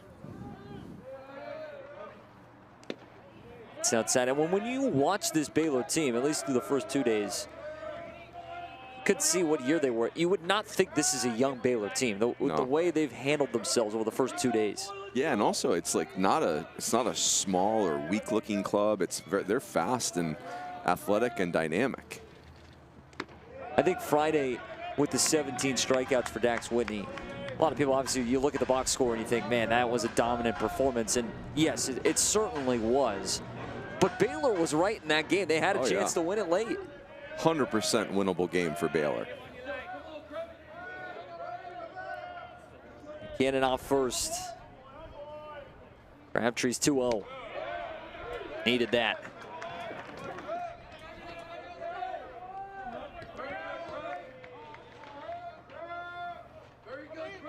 Janusek from Margile, Texas. Liberty Christian High School.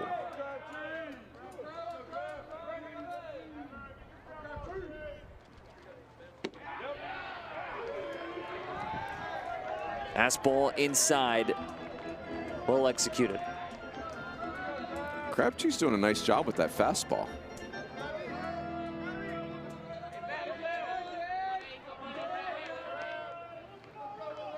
Should mention that was the first hit of the day for Baylor during this fourth. Buchanan's leadoff single. Blows it right by him. Speaking of that fastball, Crabtree goes to it here for the strikeout.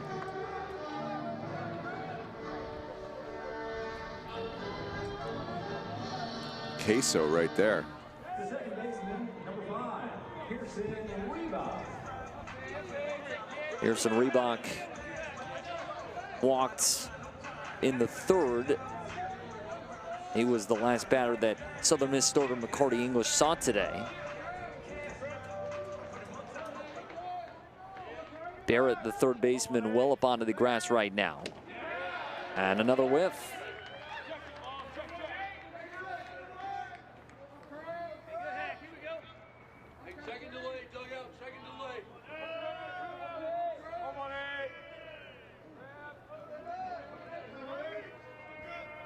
The 0-1. Close pitch, but down and in.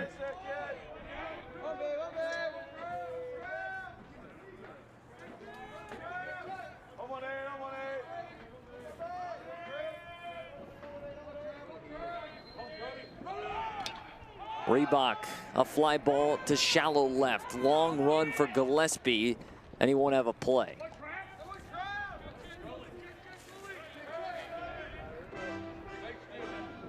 Pearson Reebok, all Big 12 honorable mention in his freshman season.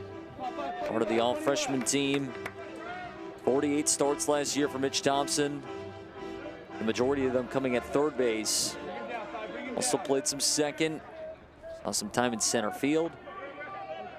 306 average in 2025.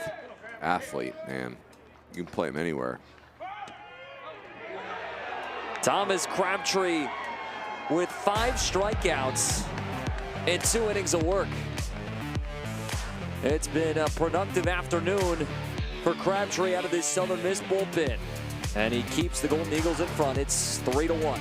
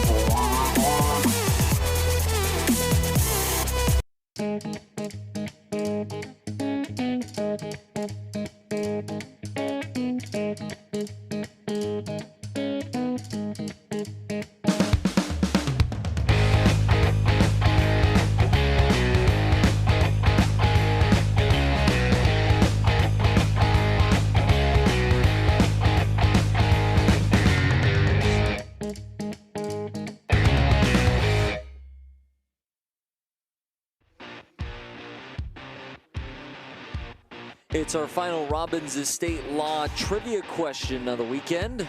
Which celebrity's probate fight cost more than the entire 2023 Oakland A's roster? I'll tell you what, that roster shot was at the celebrity or the A's? I think the A's, because that roster wasn't worth a whole lot. Didn't have to throw out a ton of money that year. So it's A, Prince, B, Michael Jackson, or C, Whitney Houston. Oof. A Robbins Estate trivia question. Whitney Houston feels like the right answer. I'll go with Prince here. Okay. You know something? Do you have any? I don't. You got a lot of tabs open over there, Ryland. I will tell you what the Oakland A's 2023 payroll was. Okay, that's fair. I think that's fair information to know. $42.4 million, lowest in baseball in 2023. Yeah, that's not exactly trying, is it? Second to last year as the Oakland Athletics. They got a nice roster now, though. They do. As they've started to spend more before making the move to Vegas. New arm into the game for Baylor. Charlie Atkinson to take the mound. The Katy, Texas native and junior transfer from Dallas Baptist. So Atkinson will face 4, 5, and 6 in this Southern Miss lineup as Davis Gillespie comes up.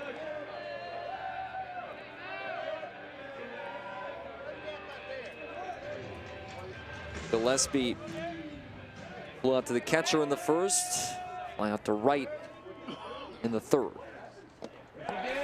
He gets locked up here as Atkinson, big right-hander, tosses in a strike to begin his afternoon.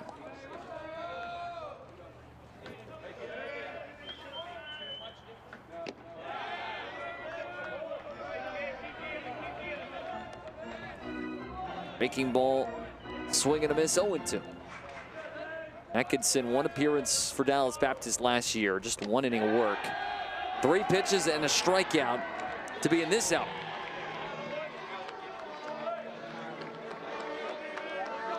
And you like the conviction that he's throwing the baseball with to start this one. Come in and you're striping your breaking ball. That's how you get more work as a reliever. And boy, was he good against Texas State on Tuesday. 2 innings, did not allow a run. 1 hit, 2 Ks, 14 pitches. Or check that, make it 24 pitches. So now Dre Barrett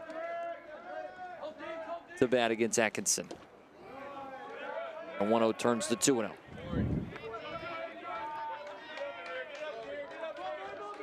Well, you come in, you strike out Davis Gillespie like that.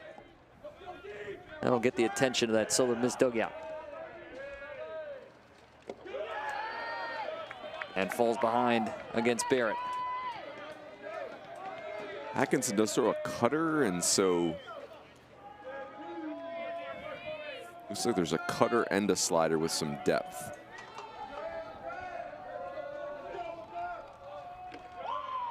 Four-pitch walk to Barrett.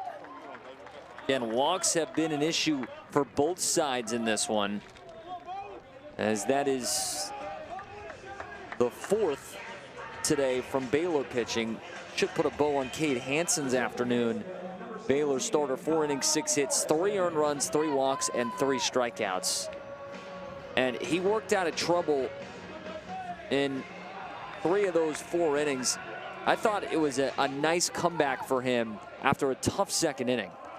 Yeah, for Baylor to still be in this game, only a 3-run score, it could have been way worse. Morrison swings right through the first offering. It's 0-1. Kyle Morrison today hit by a pitch in the 2nd. He singled in the 3rd. On the ground, past the dive of Armstrong. Barrett trying to make it from 1st to 3rd, and he will. Here comes Southern Miss again.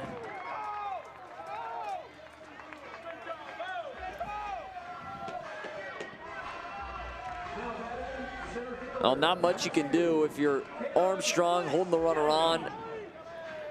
And he dove for it.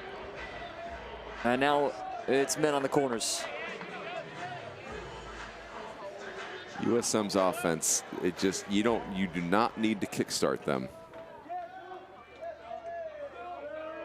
Caleb Stille time. And that's high.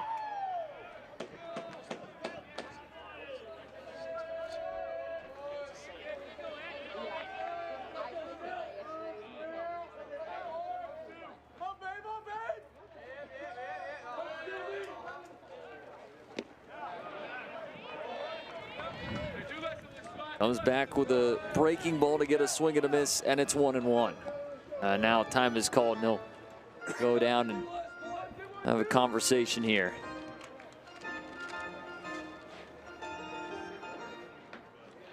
Southern Miss with a win today would go to 6-1.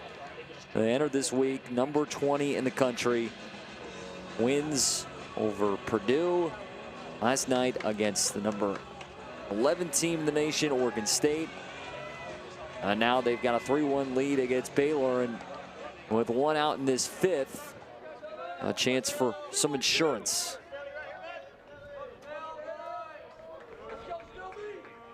A 1-1. Foul away.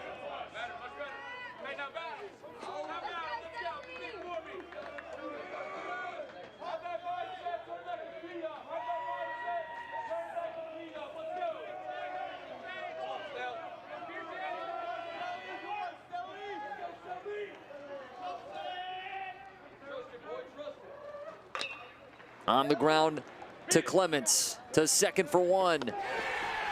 And they turn it around the horn. Baylor gets through the 5th unscathed. Clements to Reebok to Armstrong. Beautifully done for the Bears, who did plenty of that yesterday, and they needed it here. We go to the bottom of the 5th. Southern Miss still leads it 3-1 on the final day of the Round Rock Classic.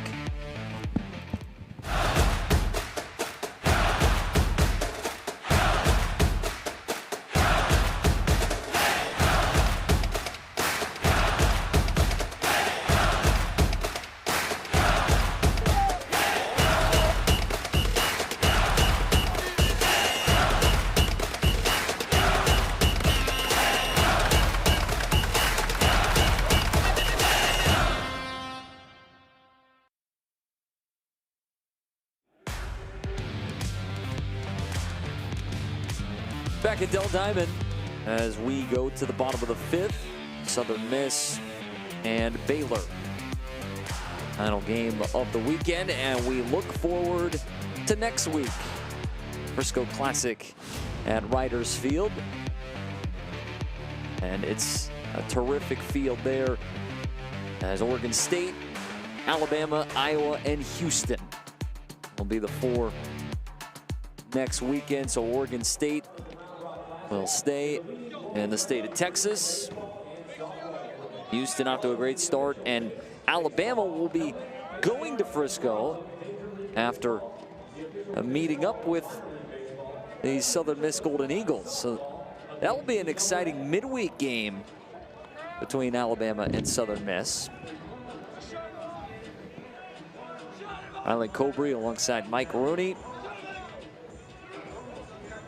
And Southern Miss trying to close out this weekend. They just had an opportunity to push another run across, but Baylor's defense turns a double play, a 5-4-3 turn. Charlie Atkinson out of the bullpen throws up a 0. And now it's Travis Sanders to lead it off for the Bears.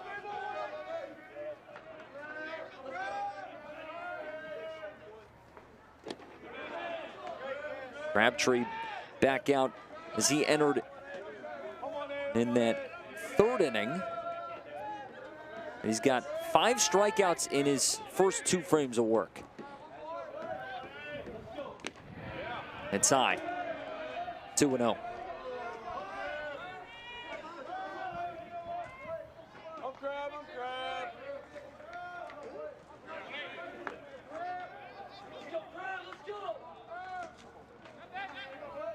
Another kick in the pitch.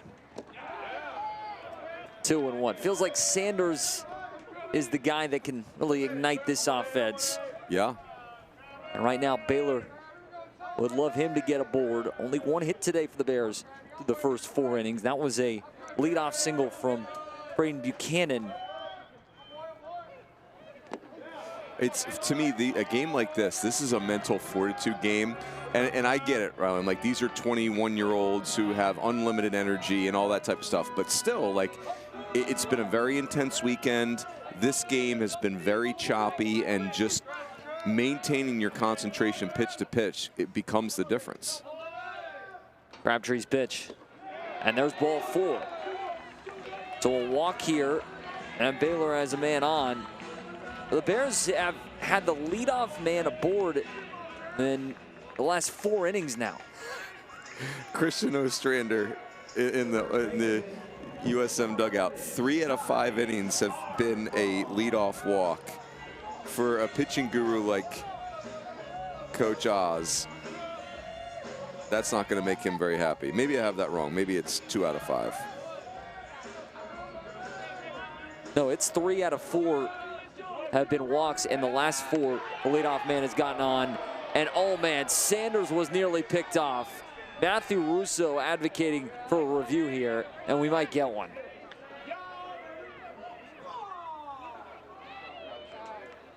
Yeah, that's right. Let's see here. I think they got him. We'll see another angle. Hard to tell there, but. Oh, goodness. That's going to be. That would be a tough scenario to earn a leadoff walk and then give it right back against a right-handed reliever. It's not like it's Steve Carlton out there with some Hall of Fame pick move. And you look here, Sanders, I mean, the ball's almost out of the hand there of Crabtree as he starts to move back to the bag. I mean, Russo right away with the hands to the ears for the headset. I love watching high school games now. It doesn't really matter what sport, really, baseball or basketball. When the high school kids, right away, they want a review. Now they just see the college kids and the pro guys doing it all the time, and they're turning toward their sideline saying, we want a review here. Obviously, no challenges at the high school level. My favorite, we'll call this the review era of children who play sports. Matt Schick, who's an ESPN host and play-by-play guy, him and his wife have a Ring camera, and their kids all play wiffle ball in their neighborhood right outside their front door. So they use his Ring camera for replay review in their wiffle ball games.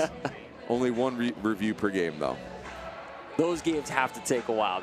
That's right. All right, the call is in. Let's see. Yeah, probably not enough. Like when the dirt kicks up, it just creates just enough confusion.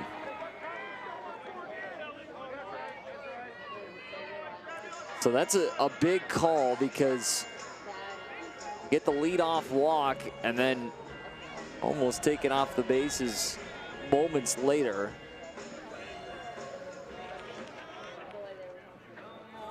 And Southern Miss might be going to their bullpen here. And they will. Another pitching change for the Golden Eagles. They've got a 3-1 lead, but walks have been a problem on both sides. 6 issued today by Southern Miss pitchers, as we're only in this bottom of the 5th. Baylor has given out 4. And so we'll see who Southern Miss goes to next, as Thomas Crabtree is done after 46 pitches. We'll take a break, come back and tell you about the new arm when we return here in this bottom of the 5th.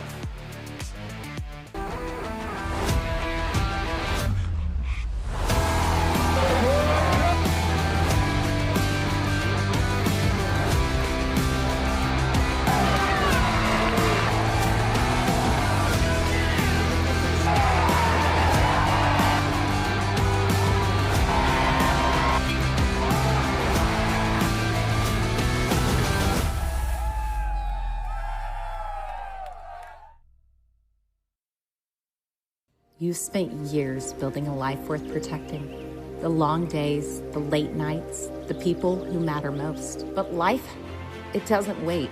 It throws curveballs and changes the count without warning. Planning ahead isn't playing defense. It's thinking about the long game.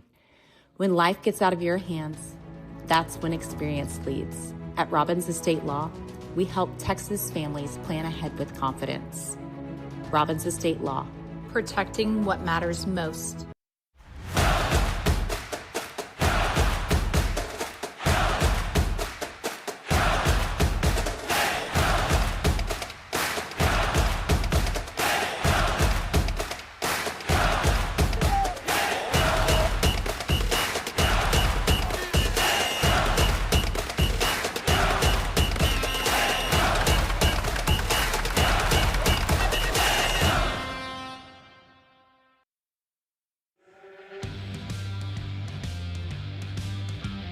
Southern Miss and Baylor here on this Sunday evening now.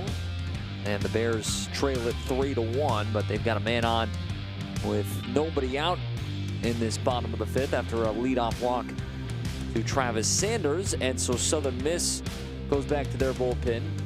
And it'll be Cross Sibley, who we saw on Friday night. So the Southpaw will take the mound here for the Golden Eagles.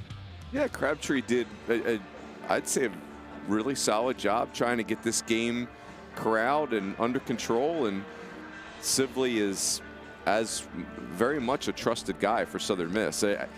I think their final 9 to 12 outs of winnable games this year is going to be Sibley, and then Josh Ock, and then Camden Clark at the end. That three-headed monster in their bullpen is going to be as good as anybody's. So here's Tice Armstrong. Sibley will face the senior who's walked twice today. Armstrong with 2 great plate appearances. Sibley will look over at first. And he'll throw that direction. Sanders gets back after he was nearly picked off in this 5th inning. This Southern Miss defense has had to stay on their feet for a while today. These Baylor offensive frames have been long. Ooh. Sanders was looking runnerish over there, wasn't he? Yeah, he was, and quickly get off the bag again. They try and keep him out of the double play. The pitch. Good pitch. How about Sibley? This is his 79th career appearance. That is, what a luxury to have that much of a veteran. 4.13 ERA over basically 200 college innings. Just misses. And with what we saw last night from Sundstrom, this bullpen is legit for USM. Yep. Yeah, Sundstrom, I'm not even sure if I'm calling him a reliever, what, like, he's probably starting the game against Alabama on Tuesday. Yep. I would think.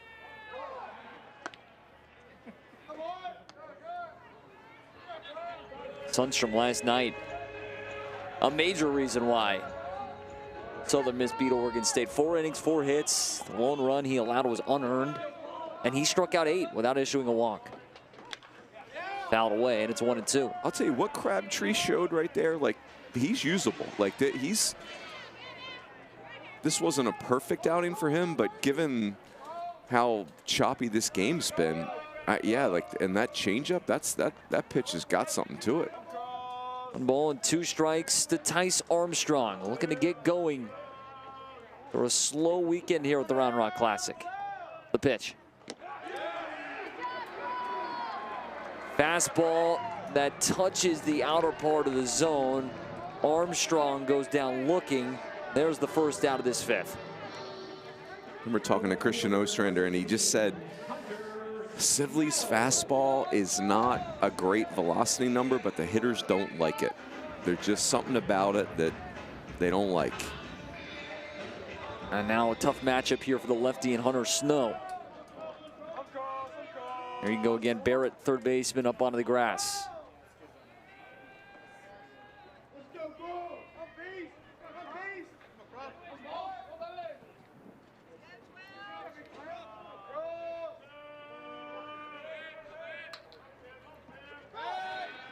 They're worried about Sanders over there.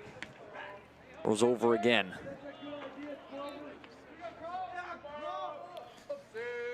Well, given how much Baylor's run this weekend and this season, it makes sense.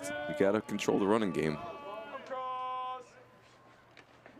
Comes inside and fouls it off. Hunter Snow might need to have a powwow with people after the game. That was almost his 3rd hit by pitch in 3 at-bats. But even worse, it was a strike because it hit the handle.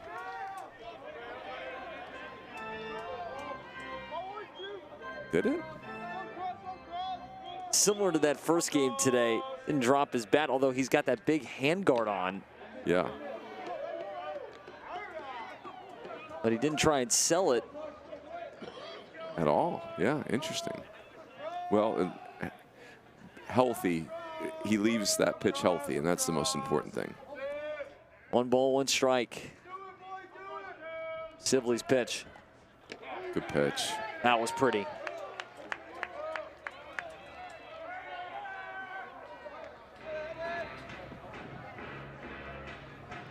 Well, maybe it's Sibley to come in and stabilize this game on a day where we've had plenty of walks, 6 of them in the dirt and blocked by Odom.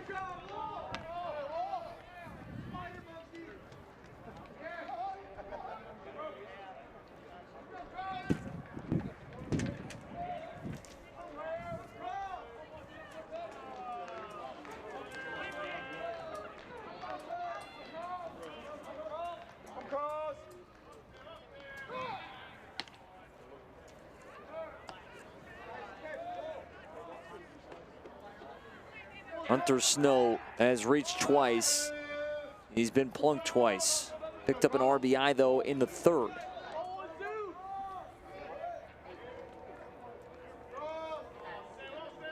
A 2-2. 3 at-bats, 3 hit by pitch. Did you expect anything else? And he almost got hit early in the at-bat. Some foreshadowing is he'll take it. Jog down to first, and now Brighton Clements can bat. I mean, it makes you wonder if Hunter Snow is dating somebody on USM's sister. Is it like, is there some beef we don't know about? This is... We've done some investigative work this weekend. That would really require us to... That would be a deep dive. Yeah. Although if that was the case, they would have thrown a fastball, not a breaking ball. Here's Clements, first and second with a 1 away, and the first pitch is down and in for ball 1.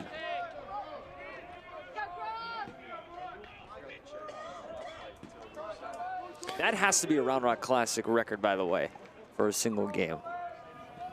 We'll try and find out. It'd be a Baylor record.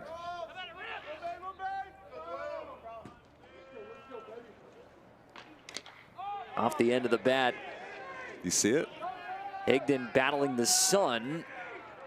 Finds it and makes the catch. 2 down.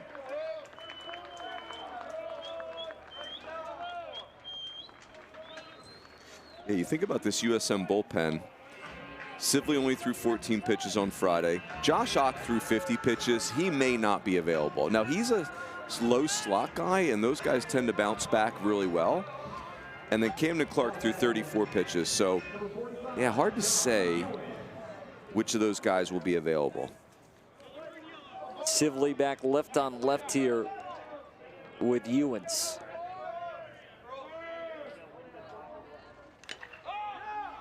Sliced high in the air. Third baseman Barrett going near the sidewall, but that's about 9 rows up behind the Baylor dugout. Given that you got an SEC team coming to your place, coming to Pete Taylor Park in Hattiesburg on Tuesday, you probably would leave Ock and Clark alone.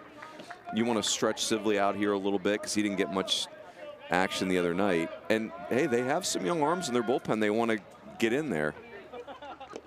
I would imagine, as this pitch misses down and away, that going into last night, they thought they'd maybe have to use another arm. I mean, Richardson came in to face 1 batter, so essentially they used 2 arms last night, the starter and then Sundstrom. So they're in great shape coming into today. 1-1. Pitch. Right on the outer edge, and it's now 1-2. Yeah, if you could go into Tuesday with Sundstrom, Ock, and Clark, and then just patch it up from there, that plays. 2 outs in this bottom of the 5th. 2 on for Baylor. And Ewens won't touch that. Bears today have left 7 on, 0 for 6 with men in scoring position.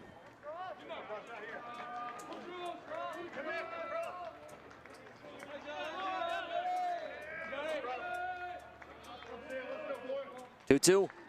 Good pitch. Southern Miss gets out of another jam.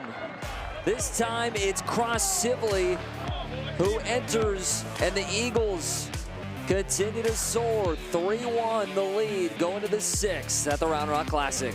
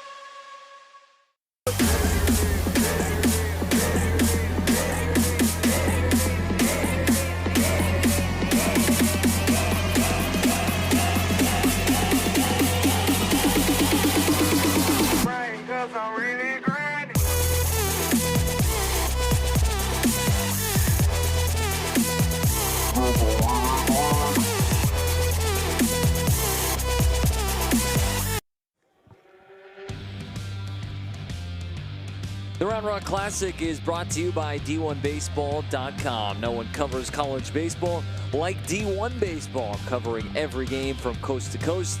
D1 Baseball is the resource no college baseball fan can be without. One of my favorite resources at D1 on Mondays.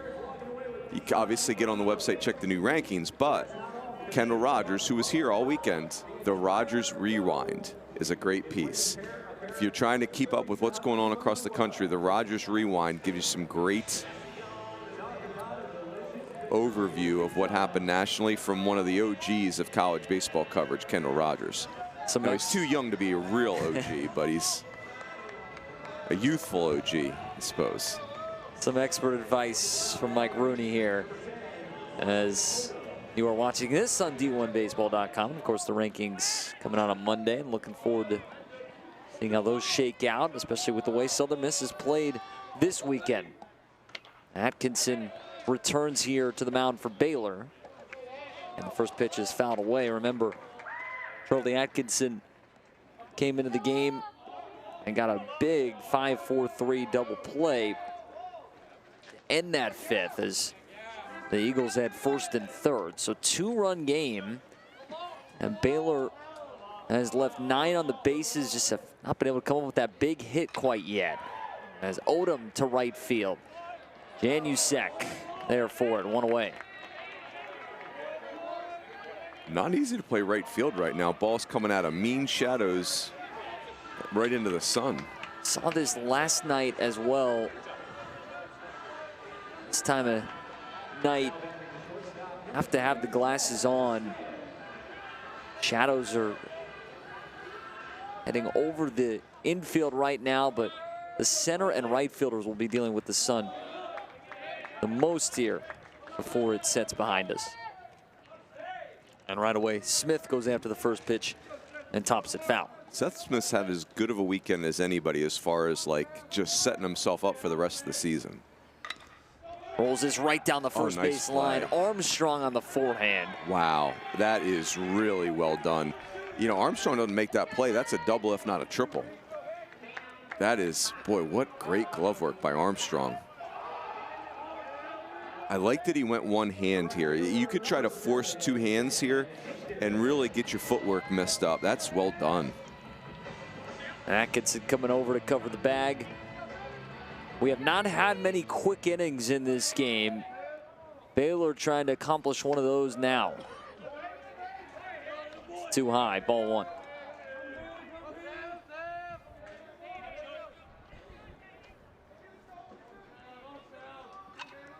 Top of the 6th here from Dell Diamond.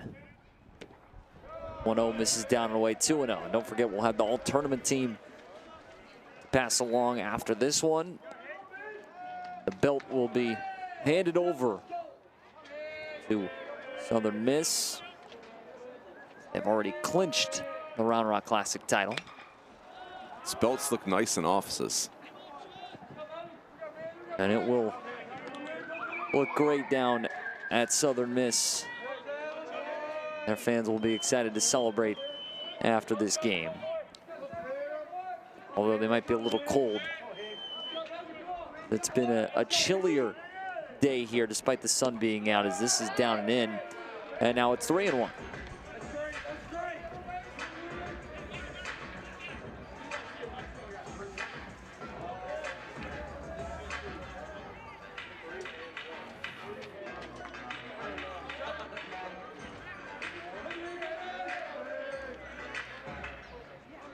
Atkinson kicks and fires. Down the left field line into the corner, Snow going out, and this is a fair ball. Ben Higdon with an extra base hit to keep this top of the 6th alive, and Southern Miss using the opposite field again.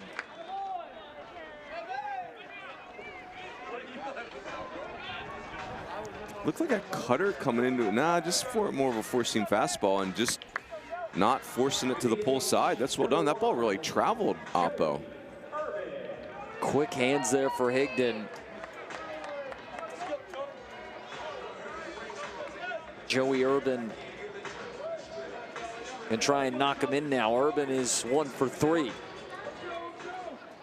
Talk about all tournament team. You'd have to imagine that Urban, his name will pop up on it the way he's played this weekend. First pitch from Atkinson. Over the heart of the plate for strike 1.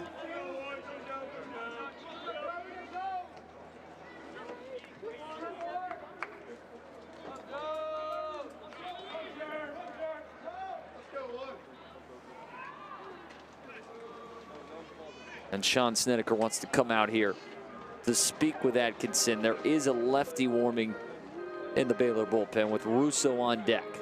Yeah, I think if you're Baylor, you feel like if you can just leave this 3-1, eventually your offense can get something cooking. But this is, are you careful with Urban and take your chances with Russo, vice versa? Again, it's the lesser of two evils because those are both bad options. Russo's stung the ball twice today, and Urban, like you said, has been the best player on the field for most of this weekend. 2 singles today for Matthew Russo. on deck. Urban basic can build this lead up to 3 runs.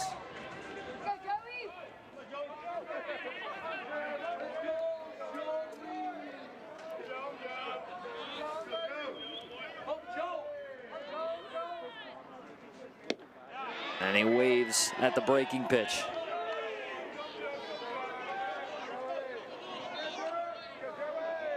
We've seen too many Urban at bats to get ahead of ourselves here, right? Like, it's just when you think you got him cornered, next thing you know, there's a double in the gap. The 0-2.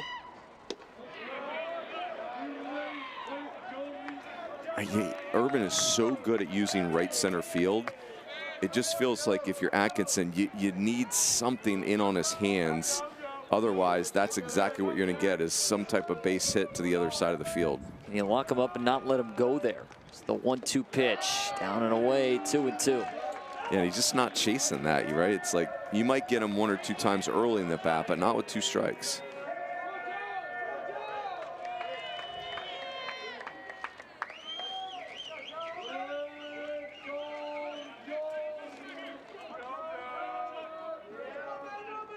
Joey Urban at .333 last year for the Golden Eagles. 1-2. Atkinson with a great slider. And it gets Baylor to the dugout. Southern Miss leads it 3-1. Baylor continues to hang around in this game, trying to come up with some big hits with men in scoring position. See if the Bears can do that coming up in the bottom of the 6th. Don't go away. You're watching the Round Rock Classic on D1 Baseball.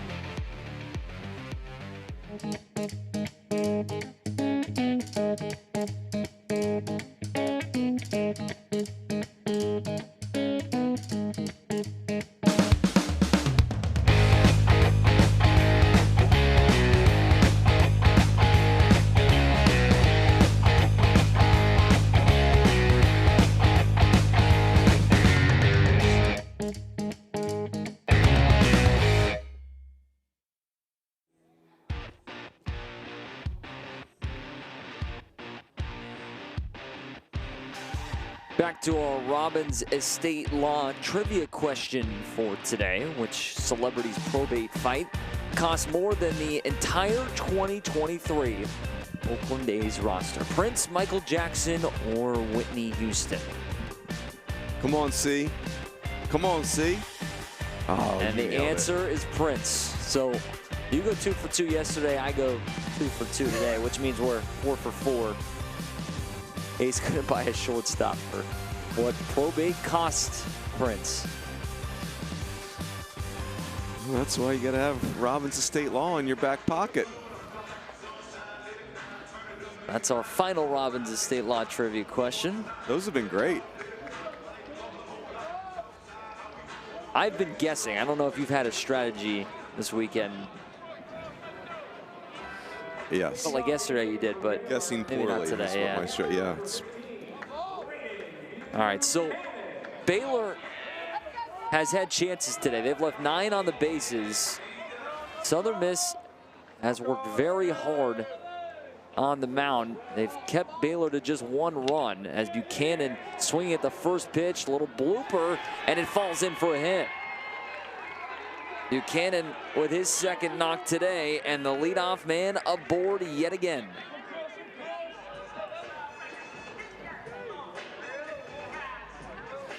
You know, it's only recently that we've had exit velocity and TrackMan data, that type of stuff, but those bloopers are funny to me. Like the exit velocity on that single was 68 miles an hour. You can't get a speeding ticket for that. But Braden Buchanan will take that. A knock is a knock. And so Buchanan now has both Baylor hits in this game, as Bo Caraway squares around a bunt. That's strike 1. Caraway trying to get a bunt down back in the 4th inning after the Buchanan single, and he popped it up. I wonder if Mitch Thompson would consider pinch running for Buchanan here. And I know it's only the 6th inning, but you just need something, right? Like the offense is just spinning its wheels.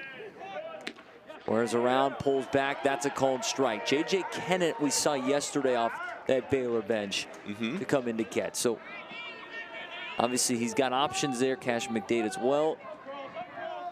Because and even if you get if you would have gotten the bunt down there, you still not a. Oh, there you go. We're doing it again. And so Caraway cannot get it down. And there's one away in this sixth. I've been very impressed with Caraway, just his athleticism, and there's a lot of upside here, but I think he'll be able to get on in the video room this week and look at his bunting game, and he's just a little fast. You know, like he needs to just stay in there and get the bunts on the field and then let his blazing speed take over. A little jumpy. Back to the top of the order, Brady Janusek. Cross Sibley, throws over to first. And Buchanan back in time.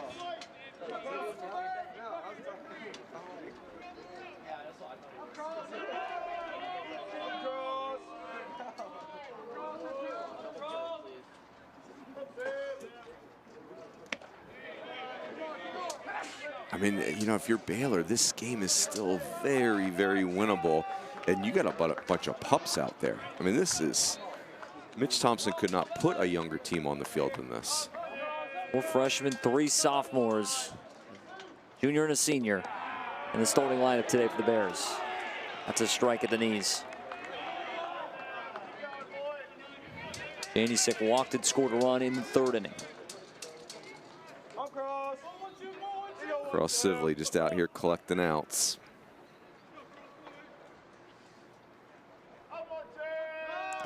Sibley's 1-1.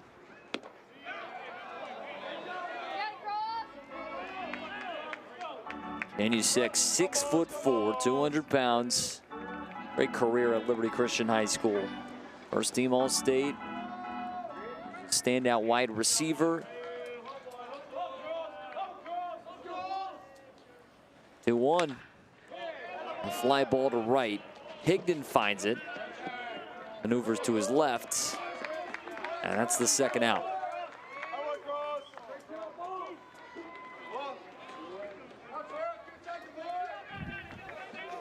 Pearson Reebok coming up.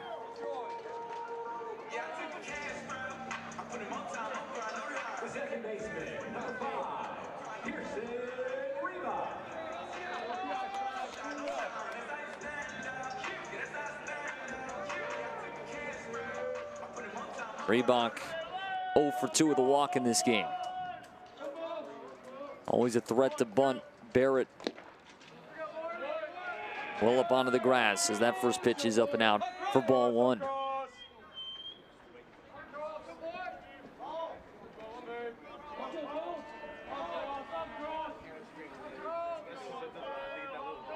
The kick and the pitch. Went up and in there.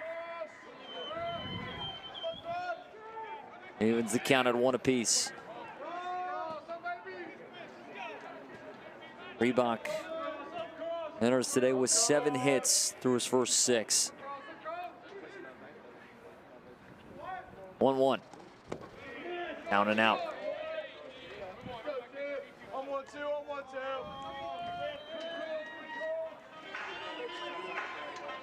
Travis Sanders in the on-deck circle.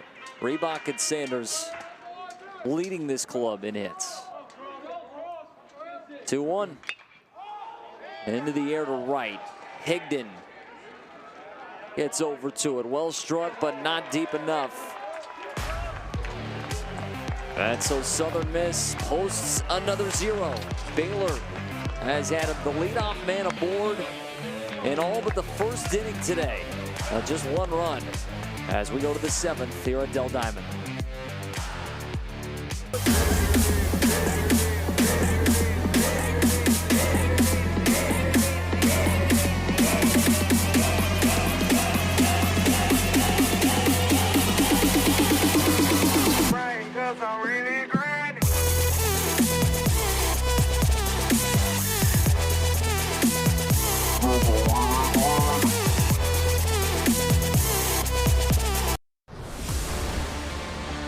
From the front row to the upper level. From epic concerts to heart-stopping games. Tickets for Less puts you where the action is.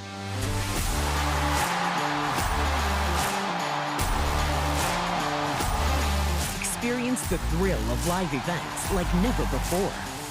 Every seat holds a story. Find yours at ticketsforless.com and never pay service fees.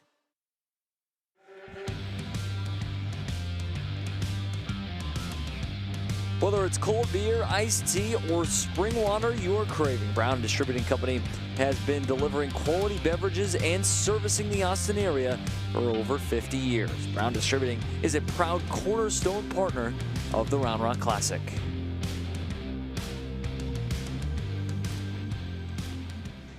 These fans bundling up here. Temperature starts to drop again. Last day of this Round Rock Classic. It's been another successful tournament. Southern Miss already wrapped it up and won it. They're trying to cap off a 3-0 weekend. And they are 9 outs away from doing so, as Matthew Russo to lead it off for the Golden Eagles here. Charlie Atkinson continues to work on the mound for Baylor.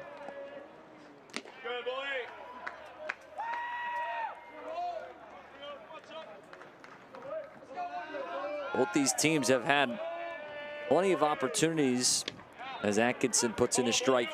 We've talked about the chances for Baylor today as they've left 10 on, but Southern Miss has also left 8 on the bags in this game.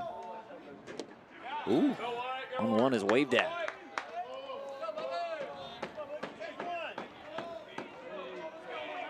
Charlie Atkinson can spin it now. Like, this is something. 1-2 bounces on top of the plate.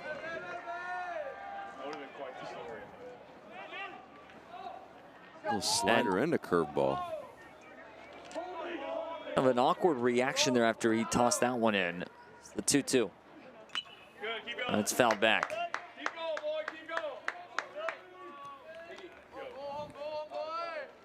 Atkinson will take a moment behind the mound. Baylor's had a lefty warming up since last inning. 2-2. Up and out.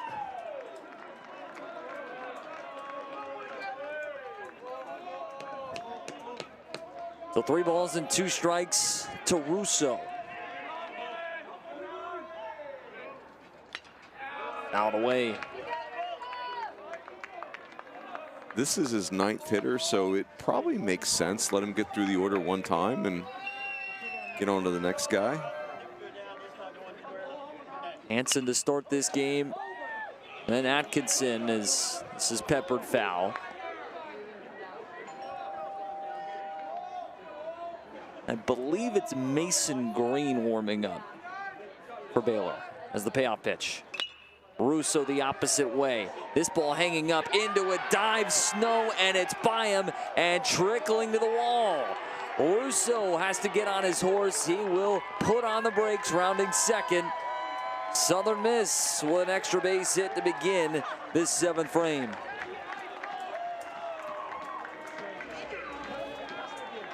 It's so interesting. They're positioned very deep against Russo to the opposite field. Yeah, just they got the glove kind of twisted up there. Probably the best put there is like a little slide, and I think he just got caught in between, and it gets behind him. So Russo on second, Davis Gillespie to hit. Gillespie first pitch swinging, lines it foul. Love to know what the percentage of opposite field hits this weekend is for Southern Miss. I'm having a hard time remembering many that have been pulled. They use the whole field for sure. Well, Davis Gillespie, he had a pull hit. Yeah. It was absolutely snap pulled. If that was a golf drive, that's OB and we're re-teeing. But in this game, it's a big home run. Last night got one up onto the berm in left. It's in the dirt and blocked by Buchanan. And if you had told us based on the weather before the weekend, what are the chances of some right-handed hitter pulling a home run here, I would have said 0%. Yeah, that was the only pull side home run I think we saw, at least from a right-handed batter. Saw one from Richmond, but he got some help from the wind in the first game yesterday for Purdue. Ooh, just missed. Nobody out in this top of the 7th. Matthew Russo just doubled. Davis Gillespie in the box, and the 2-2. Hooks this one. Nice stop by Clemens. Looks the runner back. Boy, that's a and it's in time. That is a nice play. Armstrong does a great job not panicking on the skip. If you're Clemens, I mean, obviously job one is you got to body that up and make sure it does not get to the outfield, because that would score Russo. That's a big out.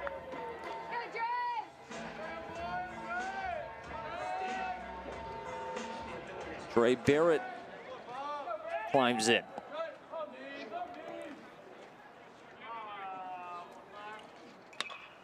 Fouled away. That was such a tough play because, again, comes up on him quick. One hopper right around his belt, and he kind of stabbed at it. A nice job, and he's kind of on his heels there as he fields it and has to reposition to get it across. And as you mentioned, nice job by Armstrong. How about 3 straight innings for Baylor? You know, the Southern Miss, if you viewed it from their eyes, it's probably looks like a lost opportunity, but a 5-4-3 double play to end the 5th, get a 0. Last inning, Armstrong had that beautiful play at first, and then that by Clemens. And the defense today for the Bears, including the Caraway over to the plate. They cut down a Golden Eagle. Back in the 4th. Right back where it came from. Fairway can throw. And they're going to hold Russo at 3rd in a wise decision. So Dre Barrett has not been retired today. He's got a single, a double, and 2 walks now, as Kyle Morrison can try and knock in the 4th run of this game for Southern Miss. Nice job of Barrett just staying behind that breaking ball, see it up, and smashed it.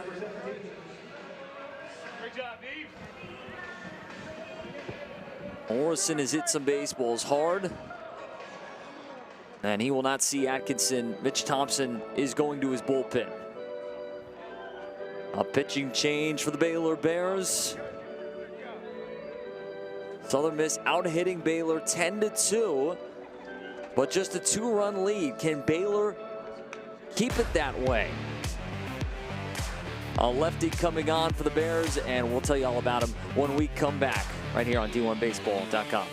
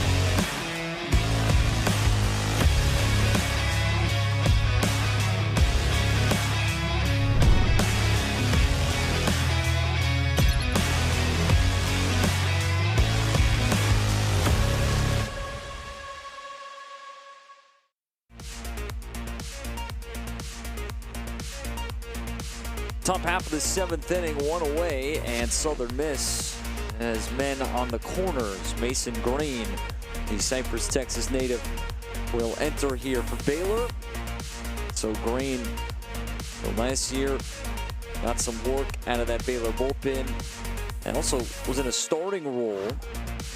He missed the first couple months of the season due to injury, had a 4.91 ERA. And so Green will try and navigate this seventh with Kyle Morrison due up, the lefty. So left on left here, Mitch Thompson will take Atkinson out of the game, and Atkinson did a fine job today. Kept this at a 2-run game. Yeah, he's the story of this game. You know, Charlie Atkinson in the defense, whatever Baylor is able to do in this game.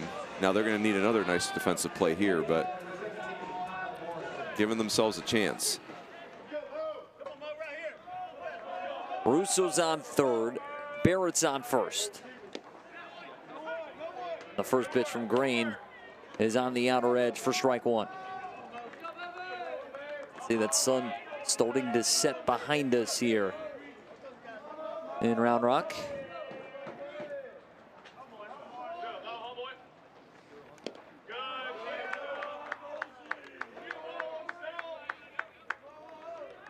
Green is on the field as a freshman with the Bears. 15 appearances, 8 starts back in 2024. Expect him to be a big part of what the Bears do on the mound this year. 1-1 is above the zone, 2-1.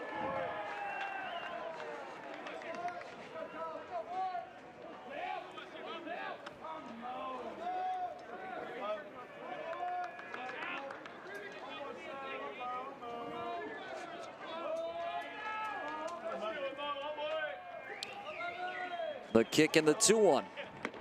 Up and in, 3-1. Look at the line score in this game. Southern Miss out hitting Baylor 10-2, but this is a 2-run game. 3-1. It went around. It's 3-2. That's a huge pitch right there. Ball 4. That ball 4 above the zone. Morrison could not check his swing. Payoff pitch. And there is ball 4. That's a good response by Morrison. Very easy to get in your own dome after you know you chase ball 4, but does a great job staying in the AB. Green has already thrown twice this year as he pitched in the season opener against New Mexico State out of the bullpen, inning in a 3rd hit. It was 2 runs, no walks, 3 Ks in that outing, and then came back against Texas State on Tuesday for an inning and 2/3 of scoreless ball. Pinch hitter. So Southern Miss will have William Tunsmeyer bat for Caleb Stelly, and it's a rocket shot right at the shortstop. Sanders the second for 1. The double play ball has been Baylor's best friend the last 2 days. They get a second one tonight, and it comes at the perfect time. Sanders corrals it to start it off, and the Bears keep this at a 2-run game as we stretch here in Round Rock.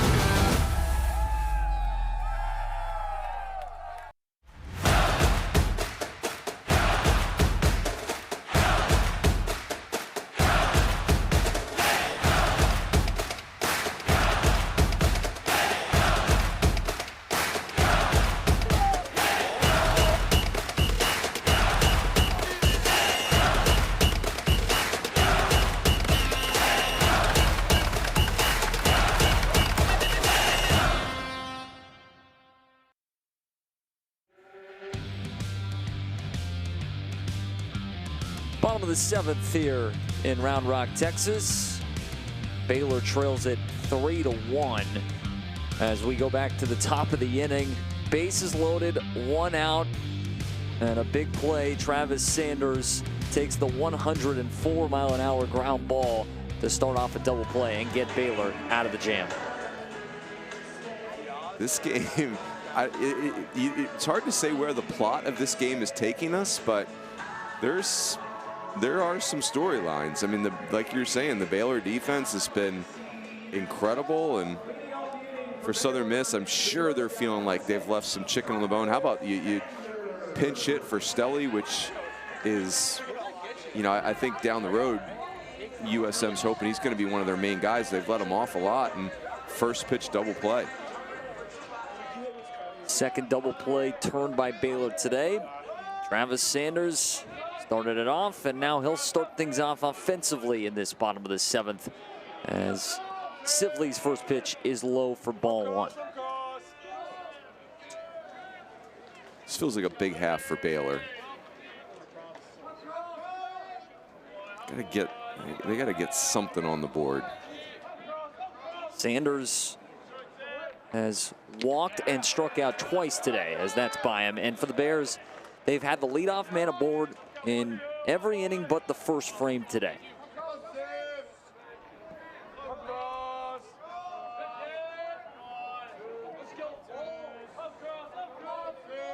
Sibley's 1-1. Chopper waiting back on it. Barrett. Sanders retired to begin the 7th. It's a nice play by Dre Barrett. I don't love a third baseman retreating on that ball, especially because that ball looked like it was spinning pretty funky, but he did such a good job settling himself and just making a quick and accurate throw. Nice Armstrong to hit.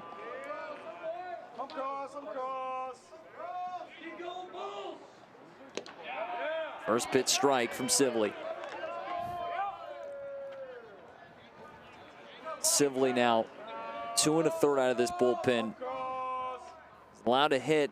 He has struck out 3, but of course, your eyes gravitate toward the walk category. He has not issued one, as this is fouled out of play after English and Crabtree combined for 6 to start this game.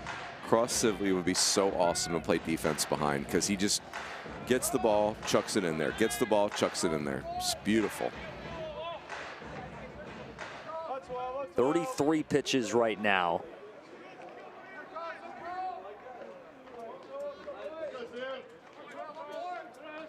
And the 0-2. Up and out.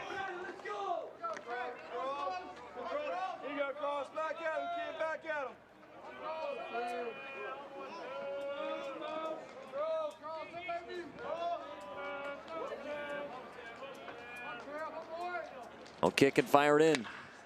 More action to the left side. This one splits the third baseman and shortstop. And Armstrong will reach for a 3rd time today. That's his first hit, though. And with 1 out, Baylor has a man aboard.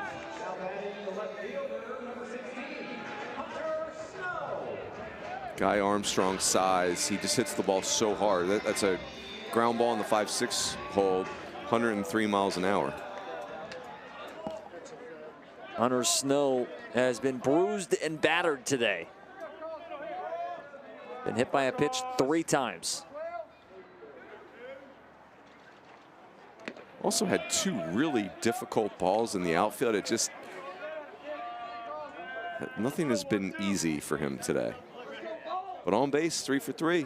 Take that. Freshman who came into the game late yesterday. Almost homered Friday night. 1-0. Fouls it off.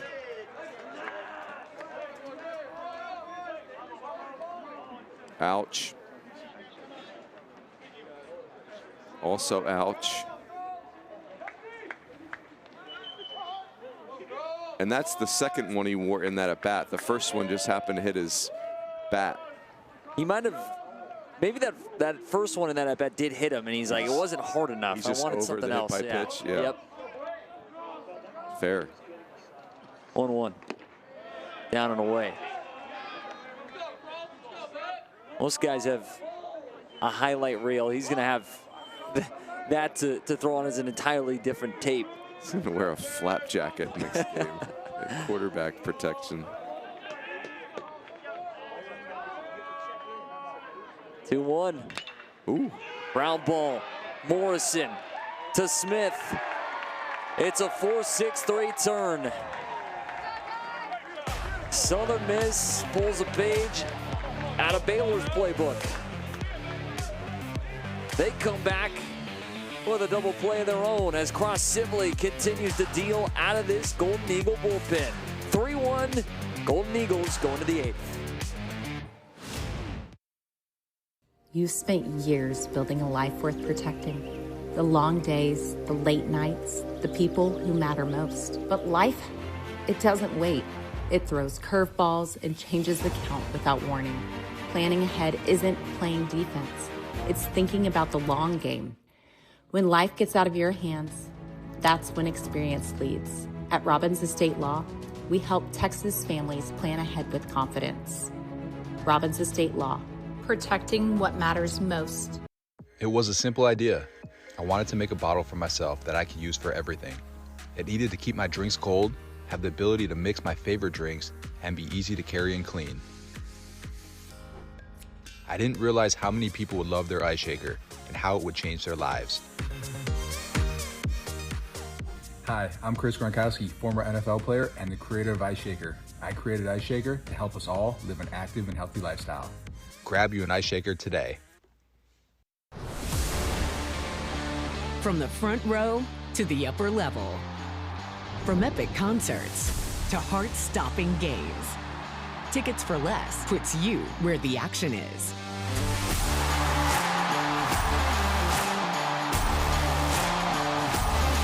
Experience the thrill of live events like never before. Every seat holds a story. Find yours at ticketsforless.com and never pay service fees. 8-9-1 due up here for Southern Miss Golden Eagles. And we'll get a pinch hitter to start things off, as it'll be the catcher Tucker Stockman to bat for Lawson Odom. Stockman will get in there after that 7th inning ended with double plays for both teams. Southern Miss will try and come back in an insurance run. Baylor has done a great job of keeping this at a 2-run game. And back to the mound, Mason Green for the Bears. Yeah, Mason Green, very interesting. Spent the last half of last year as the Friday night starter for Baylor, and 3-pitch mix. I think the changeups is more of a split than a change, but bottom line, he's been very hard to square up. He does not give up many hits. Stockman takes up. They want to check down at first, but Stockman barely moved the hands. It was interesting for Baylor last year. 44 of their starts were made by left-handers. Swing and a miss. So if you're a right-handed hitter in the Big 12 last year, you were thrilled. Thrilled. What is that pitch going 86 miles an hour? Fastball? Yeah. There's the breaking ball as Stockman able to battle here. 4 for 16 for Tucker Stockman, and he was mentioned frequently throughout last night's broadcast. Not only for his defense, but what he did at the plate yesterday. Foul back. He scored 2 runs. So hit by a pitch.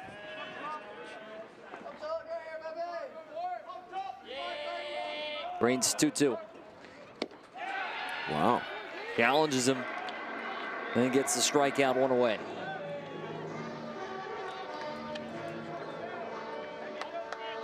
Another one of these guys with kind of an invisible fastball. I mean, that just 88 beats the bat. And so Seth Smith, who's been great all weekend, sacrificed fly today in the 2nd. He also singled and scored a run in the 4th. First pitch strike, and he hit the baseball hard the last time he was up, at a nice play down at first by Tice Armstrong. Yeah, Seth Smith 3 for 3 quality at bats today. The 0-1. Touches the corner. Thing and 2 here. So Green, who entered this game in the 7th for Charlie Atkinson. That's in the dirt. Atkinson today goes 2 1/3, 4 hits, does not allow a run. He walks 1 and strikes out 2.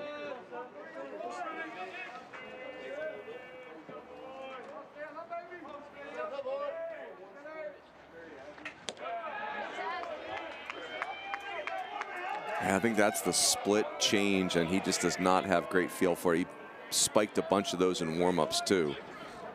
So I'm sure the USM hitters are going to school on that. Can sit on fastball and breaking ball. Green's 2-2 pitch. Chopper to the right side and into right field. Seth Smith. Get to know that name. Top of the order now coming up for Southern Miss, Ben Higdon to bat.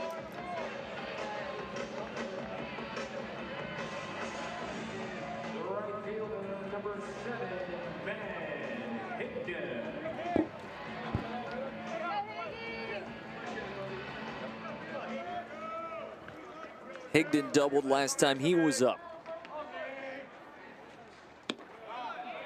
Green comes back and finds the zone, 0-1.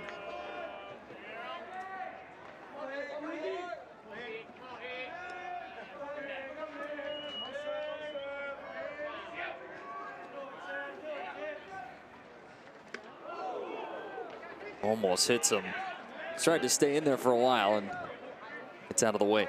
Seth Smith's been so valuable this weekend. There's so much danger at the top of the USM batting order, and he just keeps facilitating that, keeps turning this lineup over.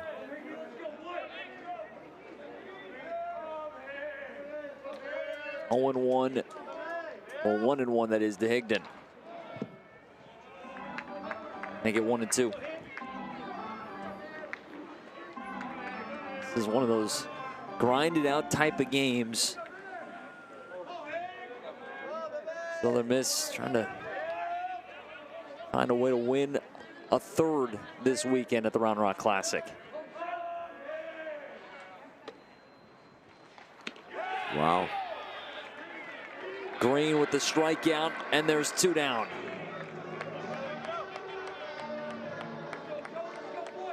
Slippery fastball. It's got a little cut to it. It's got a little carry. Now this is an interesting matchup. Joey Urban, 1 for 4. He's singled in the 4th. So lefty on the mound here. If I'm Green, I'm real careful with Urban. Lefty's only hitting 179 against Green. Righty's hitting 237. Was right at him at the knees, 0-1. All that said, you know, this has not been Urban's best day. 1 for 4. Always dangerous, though. For Baylor after yesterday, and Mitch Thompson said it wasn't as if they beat themselves. This gets away from the catcher, Buchanan. He was running on this. Smith's going to try and take an extra 90 feet, and he will. Almost came off the bag there at the last moment. But Seth Smith going from first to third. And he was running on it. It got away from Buchanan. And now Urban, or the man just down the line to knock in.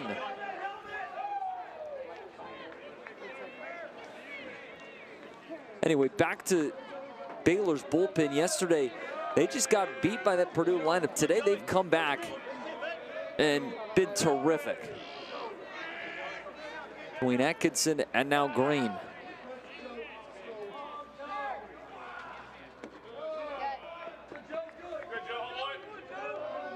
You've got Russo on deck. Do you think about just being ultra careful here as Mitch Thompson walks out of the dugout?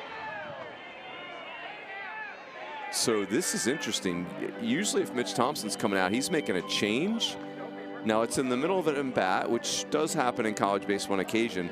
I just wonder if Mitch Thompson wants to make sure everybody's on the same page, because these two hitters, you know, in theory, you're only facing Urban and Russo one more time this game. So he is going to the bullpen. He's going to his right-hander. Now it's 2-1, and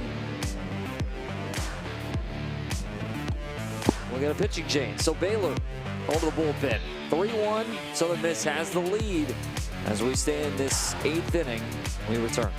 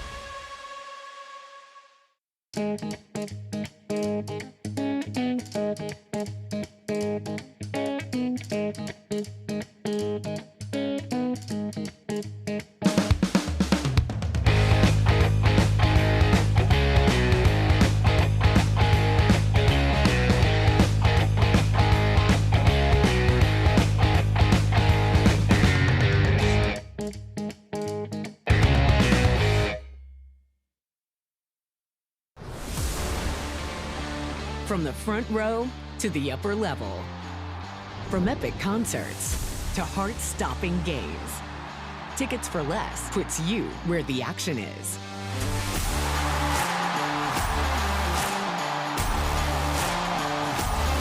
Experience the thrill of live events like never before. Every seat holds a story.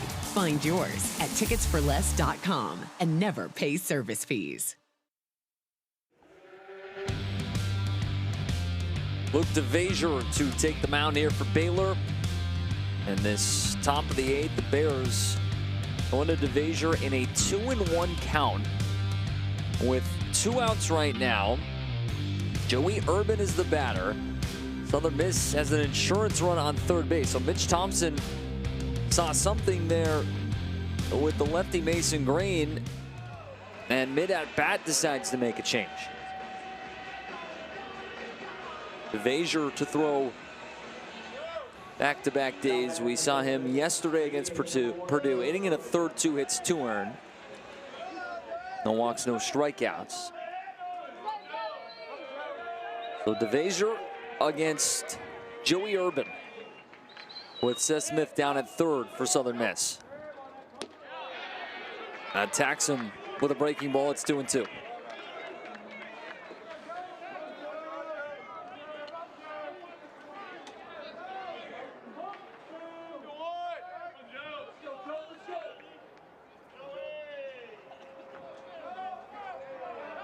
And now Buchanan will go out. DeVazier was the side of the mound there for a while. And they'll talk about this 2-2 pitch. So if you're Mitch Thompson here, you're basically saying you'd rather have the right-hander come in and face Urban, go righty-righty, than the left-on-left matchup and testing Russo with Mason Green. Yeah, I mean, interesting, right? And in the middle of the at-bat. And the 2-2. And the count runs full. You know, part of the equation's got to be that Russo's at-bats have been fantastic today. Urban, not so much, but Urban's also been, as you know, one of the best players on the field all weekend. Baylor does have a man throwing in their bullpen, but it's another right-hander. Payoff pitch. Ball 4.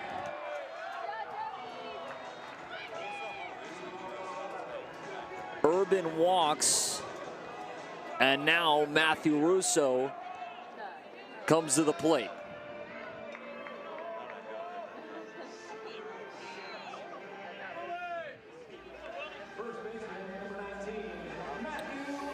Okay, what don't we know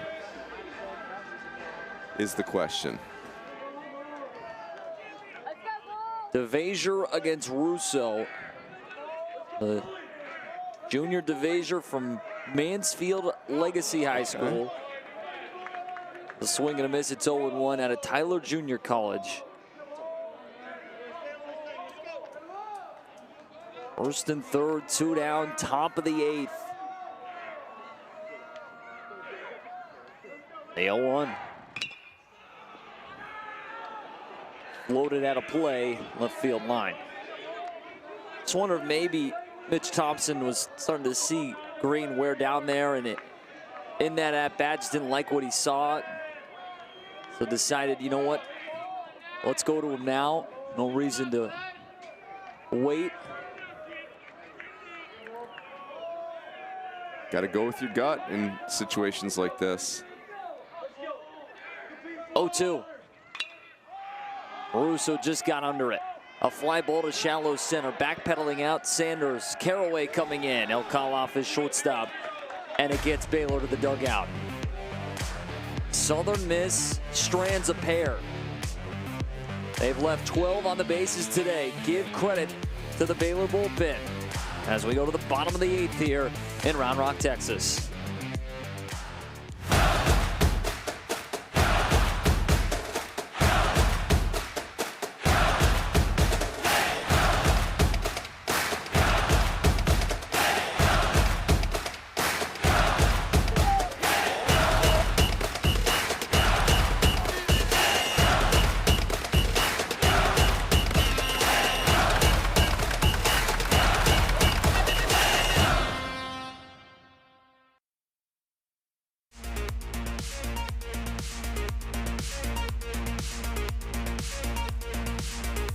The Round Rock Classic is brought to you by Carbach Brewing Company. Carbach Brewing Company, crafted for fun. Please drink responsibly. Bottom of the 8th inning. Southern Miss. It's Baylor. Bears trail it by 2 runs. Ross Sibley is done today for Southern Miss. And now it'll be Sam Mitchell, the 6', 200-pound freshman, with a big opportunity here to show what he's made of as Southern Miss looks for the final 6 outs in this game.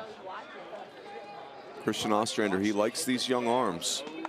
And when you play a schedule like Southern Miss is playing right now, it doesn't matter how old you are, you're getting high-intensity chances. So Mitchell is going to face this Baylor lineup. The Bears will have 6, 7, and 8 to bat. Brighton Clemens, John Ewens, and Brady Buchanan. Braden Buchanan, that is. Mitchell from Baton Rouge. Second time he's taken the mound this year. Made his debut against Southeastern Louisiana midweek. And it was an inning of work on Tuesday. Did not allow a run, 2 strikeouts. Across Sibley, he was great again. Sibley out of the bullpen. Southpaw 3 innings, a scoreless ball. 2 hits, did not issue a walk. He struck out 3, and he figures to play just such a massive role out of that bullpen. And you just love, if you're Christian Ostrander, you love the fact that Cross Sibley wasn't great Friday night, and then you just throw him back in there on Sunday and he's outstanding. You know, just like the ability to flush and less than ideal outing and just get on to the next one. Very impressive. Clemens sacrifice bunt back in the second. He's 0 for 2. Mitchell's first offering is right down Broadway for strike 1.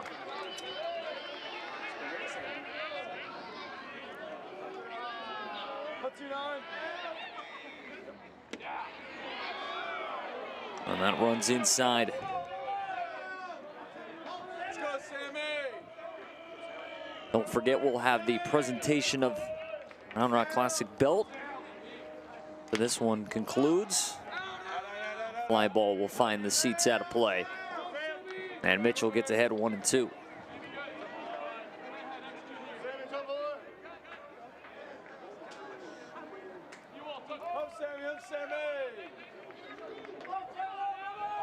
They'll turn and fire. One hopper gets on Morrison quickly, no problem. One away.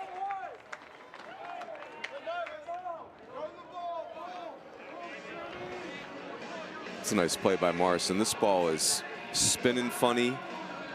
Does a nice job bodying that up. Glove works nice. John Ewens, the batter for Baylor.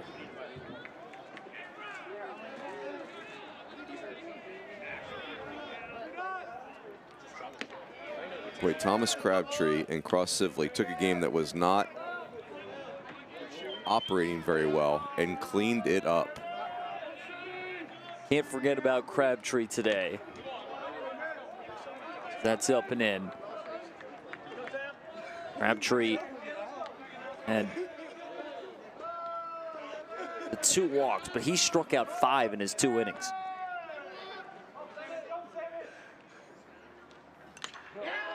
It's fouled back.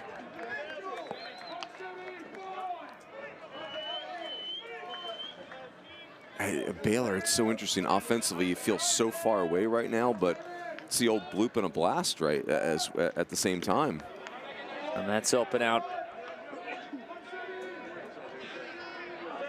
3-1 for Baylor. They fall 3-1 Friday, 6-5 yesterday, and here they are in another tight game as the tying run will come to the plate. And it's Braden Buchanan.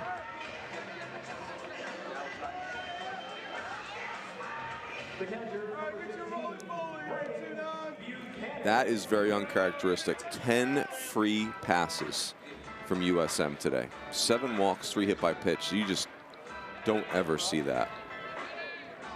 We'll get a pinch runner here for Baylor, so it's Caleb Bergman to enter for Ewens.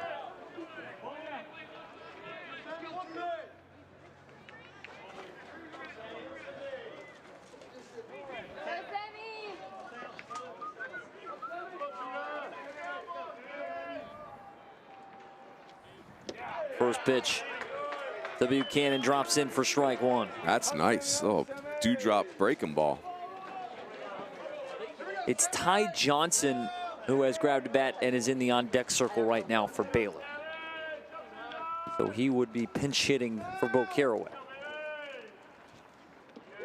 Buchanan swings and misses, but this gets away from Odom. A throw down to second is late. And so in there in time is Bergman.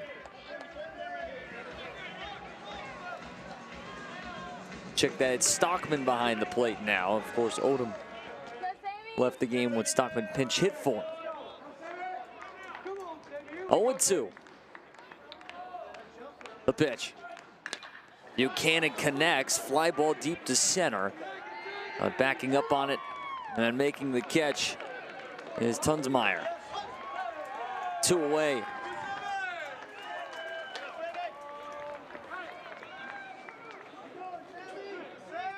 So here's Ty Johnson.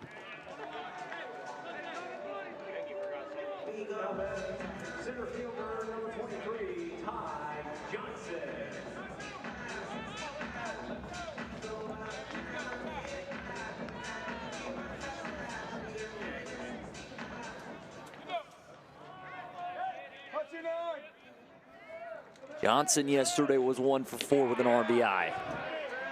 Take a first pitch breaking ball for strike 1.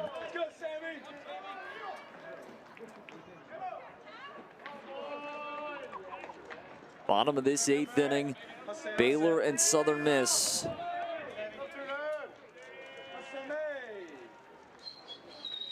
Oh, 1 down and in, and it's 1 ball and 1 strike.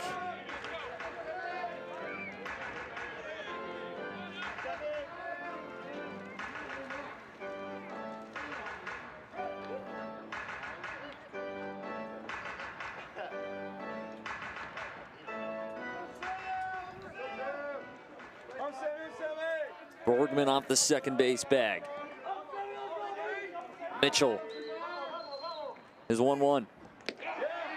Ooh, just missed. That's out, but that's...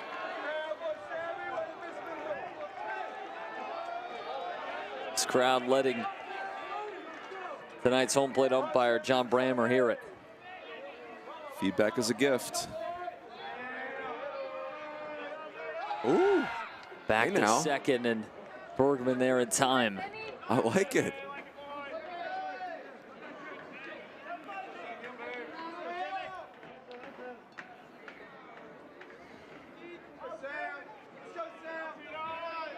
Brady Janusek in the on-deck circle, top of the order coming up. Good pitch. And there's the curveball. Now 2-2. It's interesting the pick at second because I don't think Bergman's running, not with a left-handed hitter up and 2 outs. Just 3 hits today for Baylor, 2 of them from Braden Buchanan. Ooh. The freshman comes in, ice in his veins, and gets the strikeout. Posts a 0 in this 8th inning, keeps Baylor off the board. Strands a man on second, and the Golden Eagles now 3 outs away from a perfect weekend here at the Round Rock Classic.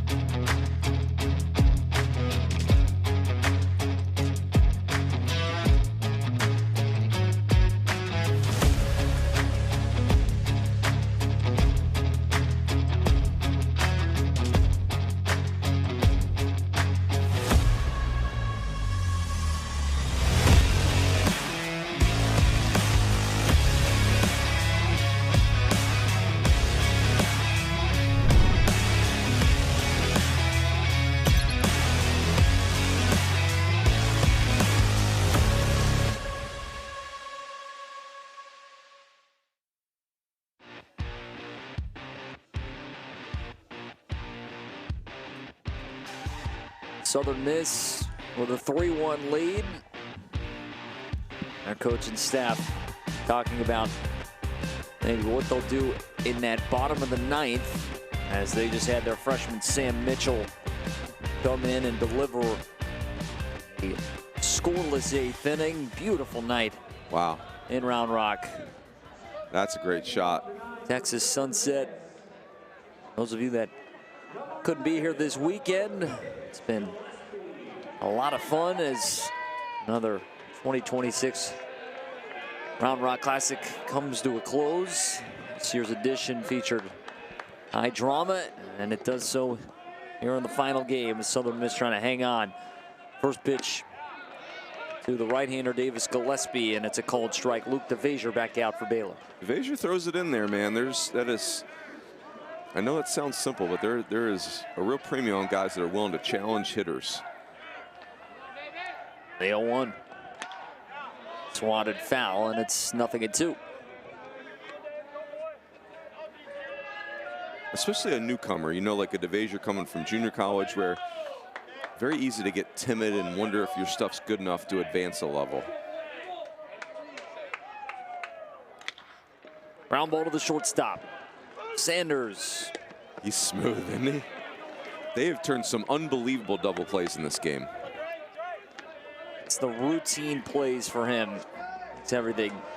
Looks so slick, and out one. Nice job coming up on soft hands, and quickly 1 out. DeVasier now to face Dre Barrett. DeVasier, a 2.22 ERA at Tyler Junior College in 24-25. He misses upstairs, ball 1.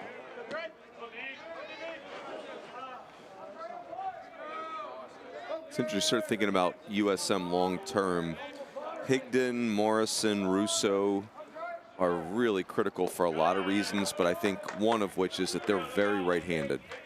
And you run into the wrong right-hander with a gnarly slider, and those lefties are going to have to pick up some slack. They're certainly very capable. Russo obviously is proven. 1-1. That's high, and it's 2-1. And they had to face great arm last night, a lefty in Ethan Kleinschmidt. Oregon State, their Saturday starter, only posted 10 strikeouts.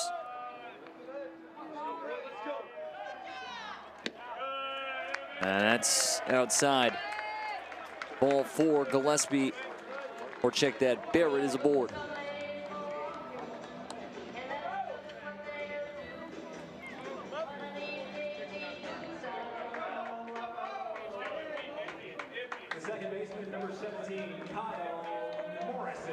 Kyle Morrison bats.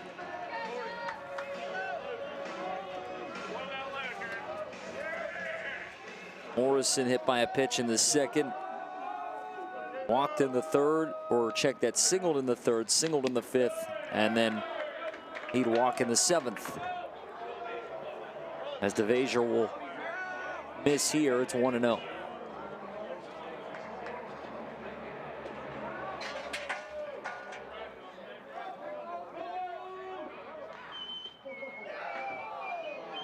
And now it's the pitching coach, Sean Snedeker, out.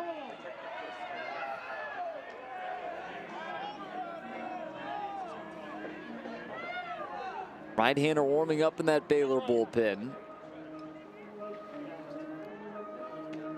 This is where, if you're Snedeker and Mitch Thompson, DeVazure's kind of tricking you a little bit, right? We got 2 walks and he's retired 2 really good hitters. And it's actually 2 arms warming there for the Bears. Camden Cluett and Grayson Murray. And DeVazure's throwing 14 pitches. 2 double plays have been turned by this Baylor defense. Can they get a third?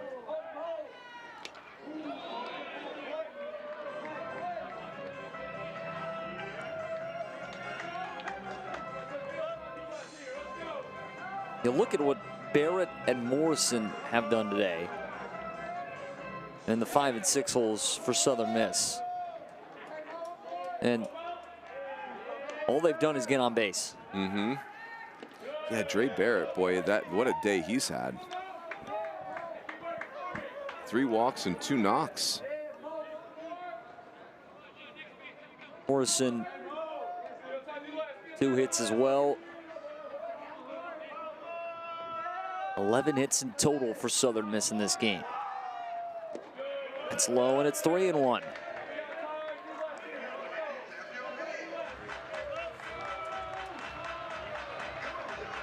Yeah, Morrison and Stelly, who were hitting back-to-back to start this. Morrison obviously coming over from South Alabama, and Stelly from Lafayette, from Louisiana. 2 key bats. Kicking the pitch. Ball 4.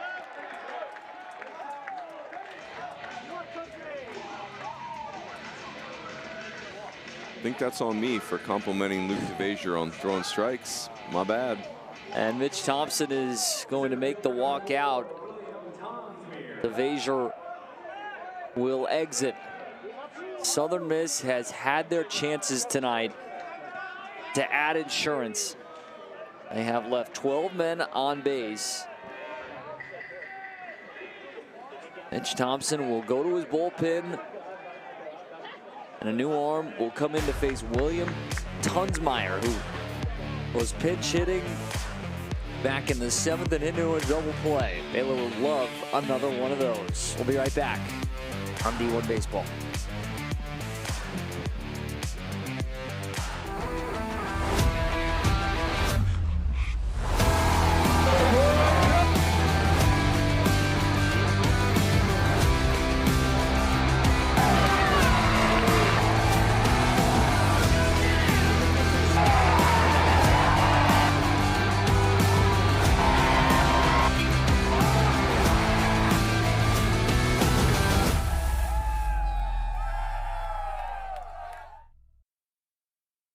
You spent years building a life worth protecting. The long days, the late nights, the people who matter most. But life, it doesn't wait. It throws curveballs and changes the count without warning. Planning ahead isn't playing defense. It's thinking about the long game. When life gets out of your hands, that's when experience leads. At Robbins Estate Law, we help Texas families plan ahead with confidence. Robbins Estate Law. Protecting what matters most.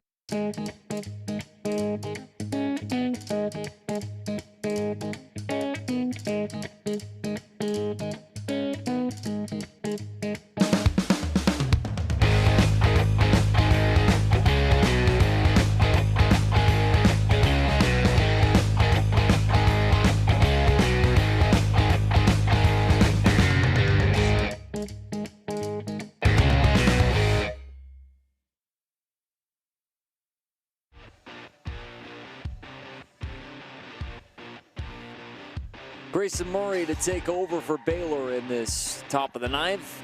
Bears trail it by 2 runs and trying to keep it that way as Southern Miss threatens with 2 men on and 1 out. Murray, the 6'5" senior from Tyler, Texas. And for the Bears, defense has been the name of the game and kept this at just a 2-run game. There's the first of the 2 double plays, and then the second started by Sanders. And they get a third here. Murray would love a ground ball. Feels odd to say about a team that's staring down the barrel of 0-3 this weekend, but I really like the way Baylor sets up. I mean, you got bullpen pieces and athleticism and playing the heck out of infield defense. And the first pitch here to William Tunsmeyer. He went around, it's 0-1.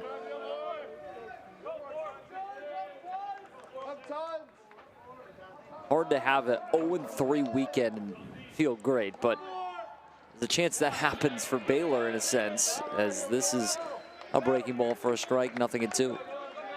Yeah, it's now again, you when you sign up for a tournament like this, the regional format is a real thing. It's you're playing real teams.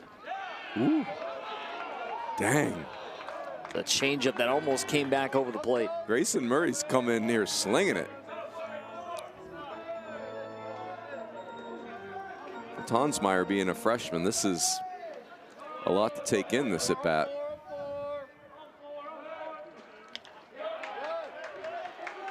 Well, that's a nice job fouling that off. Breaking ball that time. Tunsmeyer hit into that double play, although he hit it right on the button his last time up, but it was just at Travis Sanders. Ground ball to first, Armstrong. Ooh. And it's thrown into left field. Barrett's going to score, and Southern Miss gets an insurance run. It's 4-1. They'd been searching for it for quite some time, and it finally comes in this 9th inning.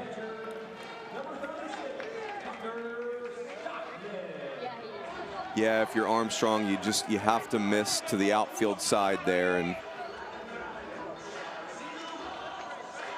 I don't know if that's turnable anyway. 3-6-1 double play, very tricky. Boy, that feels like a real gut punch for Grayson Murray, who's made some great pitches. So now it's Stockman to bat.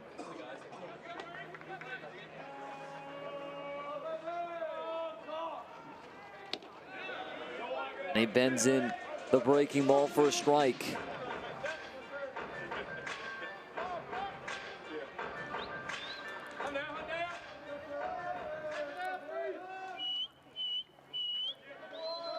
Murray is 1-1. And this has been impressive so far for Grayson Murray.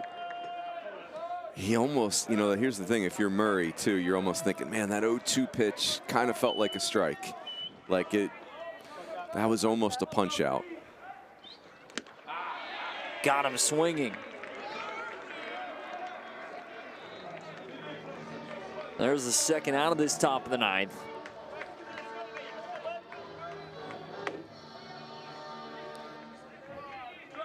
And Murray's been great. Now, Seth Smith bats. Smith, 2 hits tonight. Also has a sacrifice fly.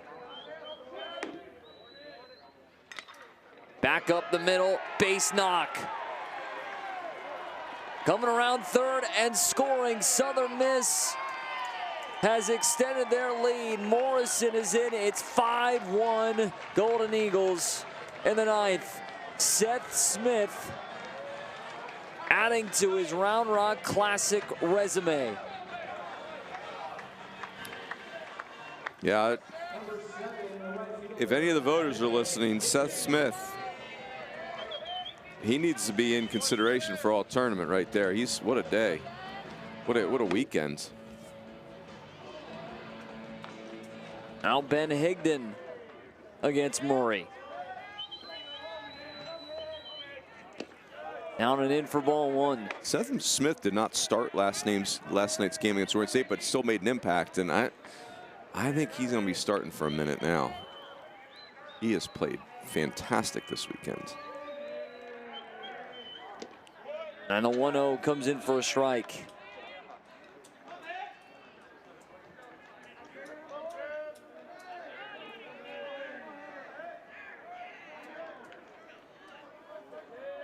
A look at second, Murray. The 1-1. Powers it by him. What's interesting to me about this weekend, if this lead holds for USM, they weren't terribly sharp today for good parts of this game and still have a very, a considerable lead late in the game. It just the old winners win type of thing. Gets into a breaking ball, and the right fielder, Janusek, didn't see it right away. Now he locates it and makes the catch. He had his arms up, but he does find it, and we'll go to the bottom of the ninth. Baylor needs a comeback here as Southern Miss 3 outs away from completing a perfect weekend here at the Round Rock Classic.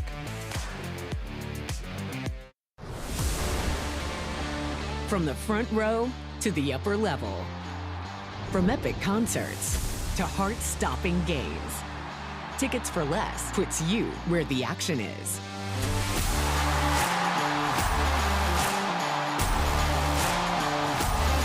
Experience the thrill of live events like never before. Every seat holds a story. Find yours at ticketsforless.com and never pay service fees.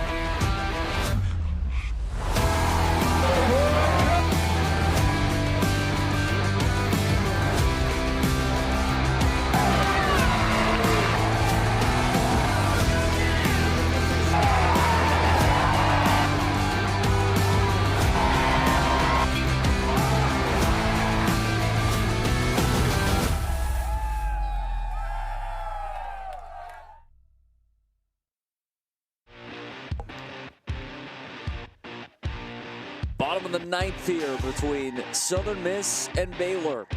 And the Golden Eagles just struck for 2 more runs in the top of the inning. They have stretched this lead to 5-1. And so now Brady Janusek will just try and get aboard to start a Baylor rally as Sam Mitchell, the freshman, back to the bump for Southern Miss. His first pitch will miss for ball 1. Riley Cobry alongside Mike Rooney. 1-0 is high, 2-0. Baylor has had traffic on the bases today. Has struggled to come up with a timely hit. That's a strike, and it's 2-1.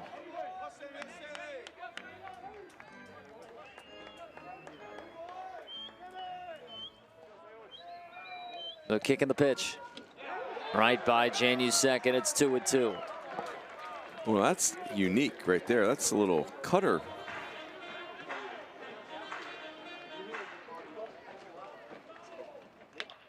Ground ball to the right side. It's going to have to be the pitcher covering here. Mitchell got there before Janusek, and that's the first out of the ninth.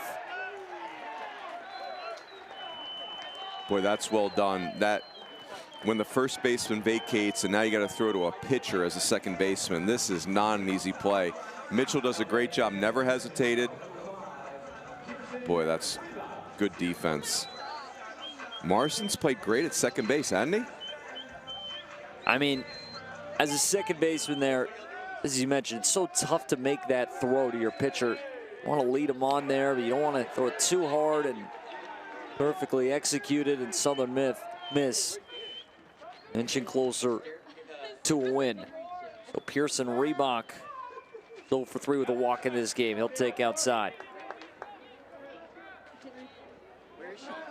Should be interesting to see the rankings on Monday where Southern Miss will go after this weekend. Southern Miss to the top, as they say. Mitchell filling up the zone now. It's 1-2.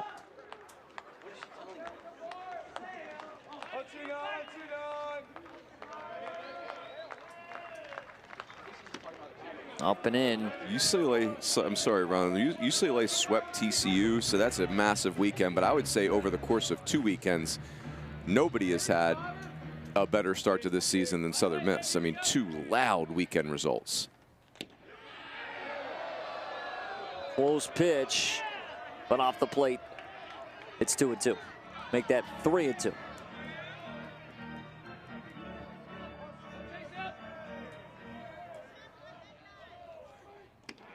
And Reebok draws a walk here.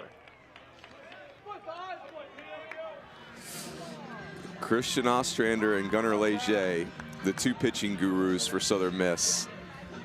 Even if they're able to finish this game and win it, they are going to be a little hot and bothered traveling home. This is a lot of free passes for the way USM operates. Last night, that coaching staff thrilled with the way this group played, and sometimes you win a baseball game and you're still not happy, and I think you're right, as this first pitch from Mitchell is up and out for ball 1.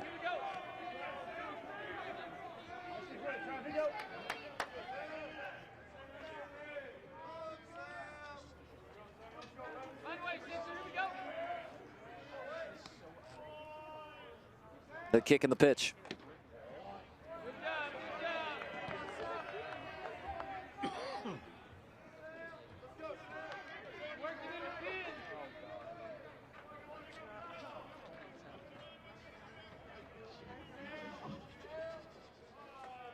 Mitchell, who came on in that 8th inning for the Golden Eagles. And that's high. Strike zone always feels smaller in the 9th, doesn't it? Mitchell's feeling that right now. It is 16 walks issued between the 2 teams in this game. And that's ball 4, so a pair of walks here after Mitchell gets that first out, and now looking back, that first out is so big on that tough play for the second baseman Morrison. And Tice Armstrong will be the hitter. If they don't get Janusek to start this 9th, all of a sudden tying runs at the plate. Instead, it's still in the on-deck circle. Sure is getting interesting.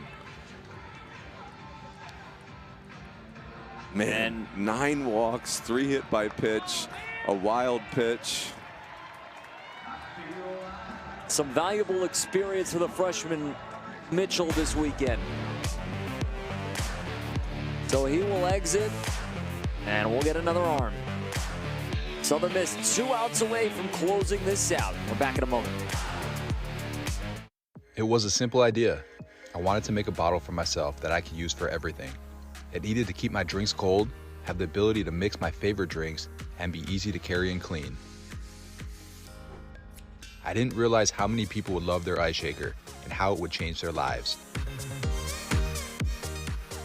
Hi, I'm Chris Gronkowski, former NFL player and the creator of Ice Shaker. I created Ice Shaker to help us all live an active and healthy lifestyle.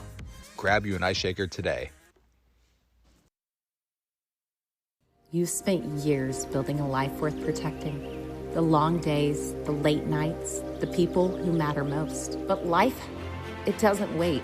It throws curveballs and changes the count without warning. Planning ahead isn't playing defense. It's thinking about the long game. When life gets out of your hands, that's when experience leads. At Robbins Estate Law, we help Texas families plan ahead with confidence. Robbins Estate Law, protecting what matters most. Southern Miss 5, Baylor 1, as we're in this bottom of the ninth, and a new pitcher for the Golden Eagles taking over. It's J.W. Armistead. So Armistead with 2 on and 1 out, and Tice Armstrong the batter. And Armstrong might be the most popular player in college baseball because of what he did in the season opener against New Mexico State. Not 1, not 2, 3 grand slams. I think this, Rylan, is called being in the zone. The third one is the most glorious because it's almost like he's having an out-of-body experience. Really cool. A night he'll never forget. Opening night. Come on. So a home run here would not tie the game. It would bring Baylor to within 1. Bears have Hunter Snow in the on-deck circle. Armistead comes in right on right here with Armstrong.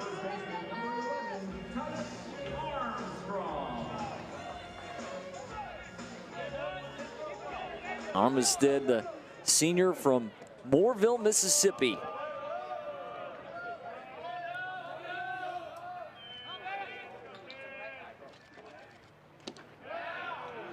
That's downstairs for ball 1.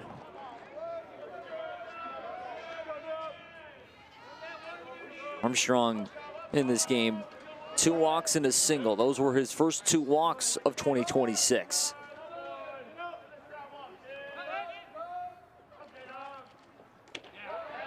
That's a cold strike.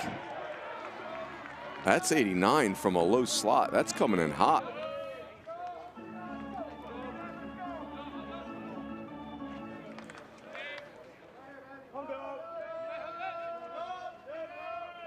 The kick and the pitch. 2-1.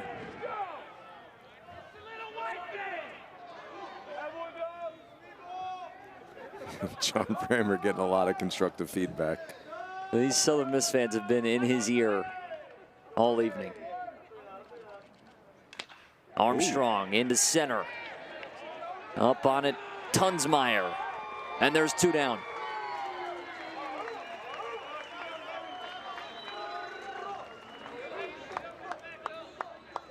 So Southern Miss will keep the tying run in the on-deck circle. And Hunter Snow will try and get aboard to get what would be Brighton Clements to the plate, although looks like Baylor would have Cade Dodson pinch hit as he's in the on-deck circle. First pitch strike from Armistead. Tough guy to pick up. Armistead ready with the 0-1. It's up and in. Almost went behind him. He threw twice last weekend against Santa Barbara. Went a third of an inning last Saturday and then a third of an inning last Sunday. Up and out. It's 2-1. And he struggled to find the strike zone in that both outings. 3 walks in his 2/3 of a frame so far this year. 2-1, up and in, 3-1. I mean, the thing is for Armstead, most of his misses have been real close. Now that one, that's a big miss, but boy, submarine righty facing a lefty. This is one swing away from getting real interesting. 3-1 pitch. Ooh. He Hunter said, Snow was thinking about it. come and hit it and put it by Snow. 3-2, 2 outs, bottom of the ninth, 2 on. Southern Miss fans on their feet. It's on the way. Ball game. Southern Miss sweeps the weekend here at the Round Rock Classic.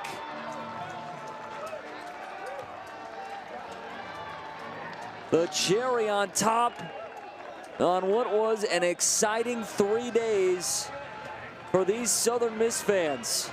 A final of 5-1 at Dell Diamond, and the Golden Eagles with a statement weekend. Yeah, this USM team, despite losing some really big names from last year's team that hosted a regional, they are for real. Again, they don't rebuild, they reload. And what an impressive 2-week start to the season, and champions of the Round Rock Classic. The number 20 team in the country. We'll see where they're at come tomorrow, but this weekend showed why they are so dangerous. And they've got a big week coming up as they'll face Alabama and Louisiana Tech from Baylor. A tough way to end this Round Rock Classic as they fall on Friday to a legendary performance from Oregon State's Dax Whitney, and then yesterday the Purdue comeback, and tonight just could not come up with enough hits as they got aboard plenty, but only 3 hits in this game. So we'll have the presentation of the Round Rock Classic belt in just a moment as the Peak crew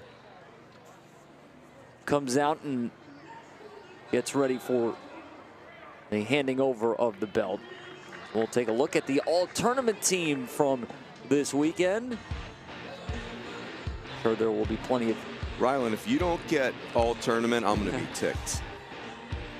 All right, Jacob Galloway, I see you. Dax Whitney, of course. Cannon Sundstrom, yep. Joey Urban, yeah. Brandon Rogers, I see you, Brandon Rogers. Preston Boyle, CJ Richmond, yeah, fun. 3 Purdue Boilermakers on there after their great weekend as they take 2 of 3. Baylor, Sanders, and Reebok. Of course, Southern Miss with Stelly, Urban, Gillespie, and for Oregon State, Galloway had such a phenomenal 3 days at the dish, or at the plate, I should say. Also behind the dish, he was terrific. And our 2026 MVP, and it was pretty much sealed up on Friday night, Dax Whitney with that 17 strikeout performance. History was made here. The belt has been handed over to Southern Miss, the Golden Eagles. They took it home last night, and today able to finish strong. They beat Oregon State yesterday to win the belt, but they're on Sunday wanted to make sure they left town with a smile on their face, and that's a fun picture right there. Plenty of them here for these Eagles. I mean, it was a special weekend for them. All started with that walk-off on Friday against Purdue. Nice graphic right there. That's what a start for these guys. Such a well-run tournament as always. And want to Give a big shout out to our production crew. Director Scott Hill, our audio engineer Grant Godfrey, Dustin Gunch, our producer, terrific all weekend graphics operator Patrick Vandehey, and on the cameras Billy Driver, Jason Zielinski, Rob Marley, along with Carlos Lopez. Our field producer, it's Anton Savinko. And of course, for my partner, Mike Rooney, who made it easy on me. For myself, for Chris McCoskey, we thank you for tuning in all weekend long. The 2026 Round Rock Classic delivered plenty of highlights, but it's Southern Miss to take home the belt. One of the top teams in the country showed why here in Round Rock, Texas. Until next time, so long.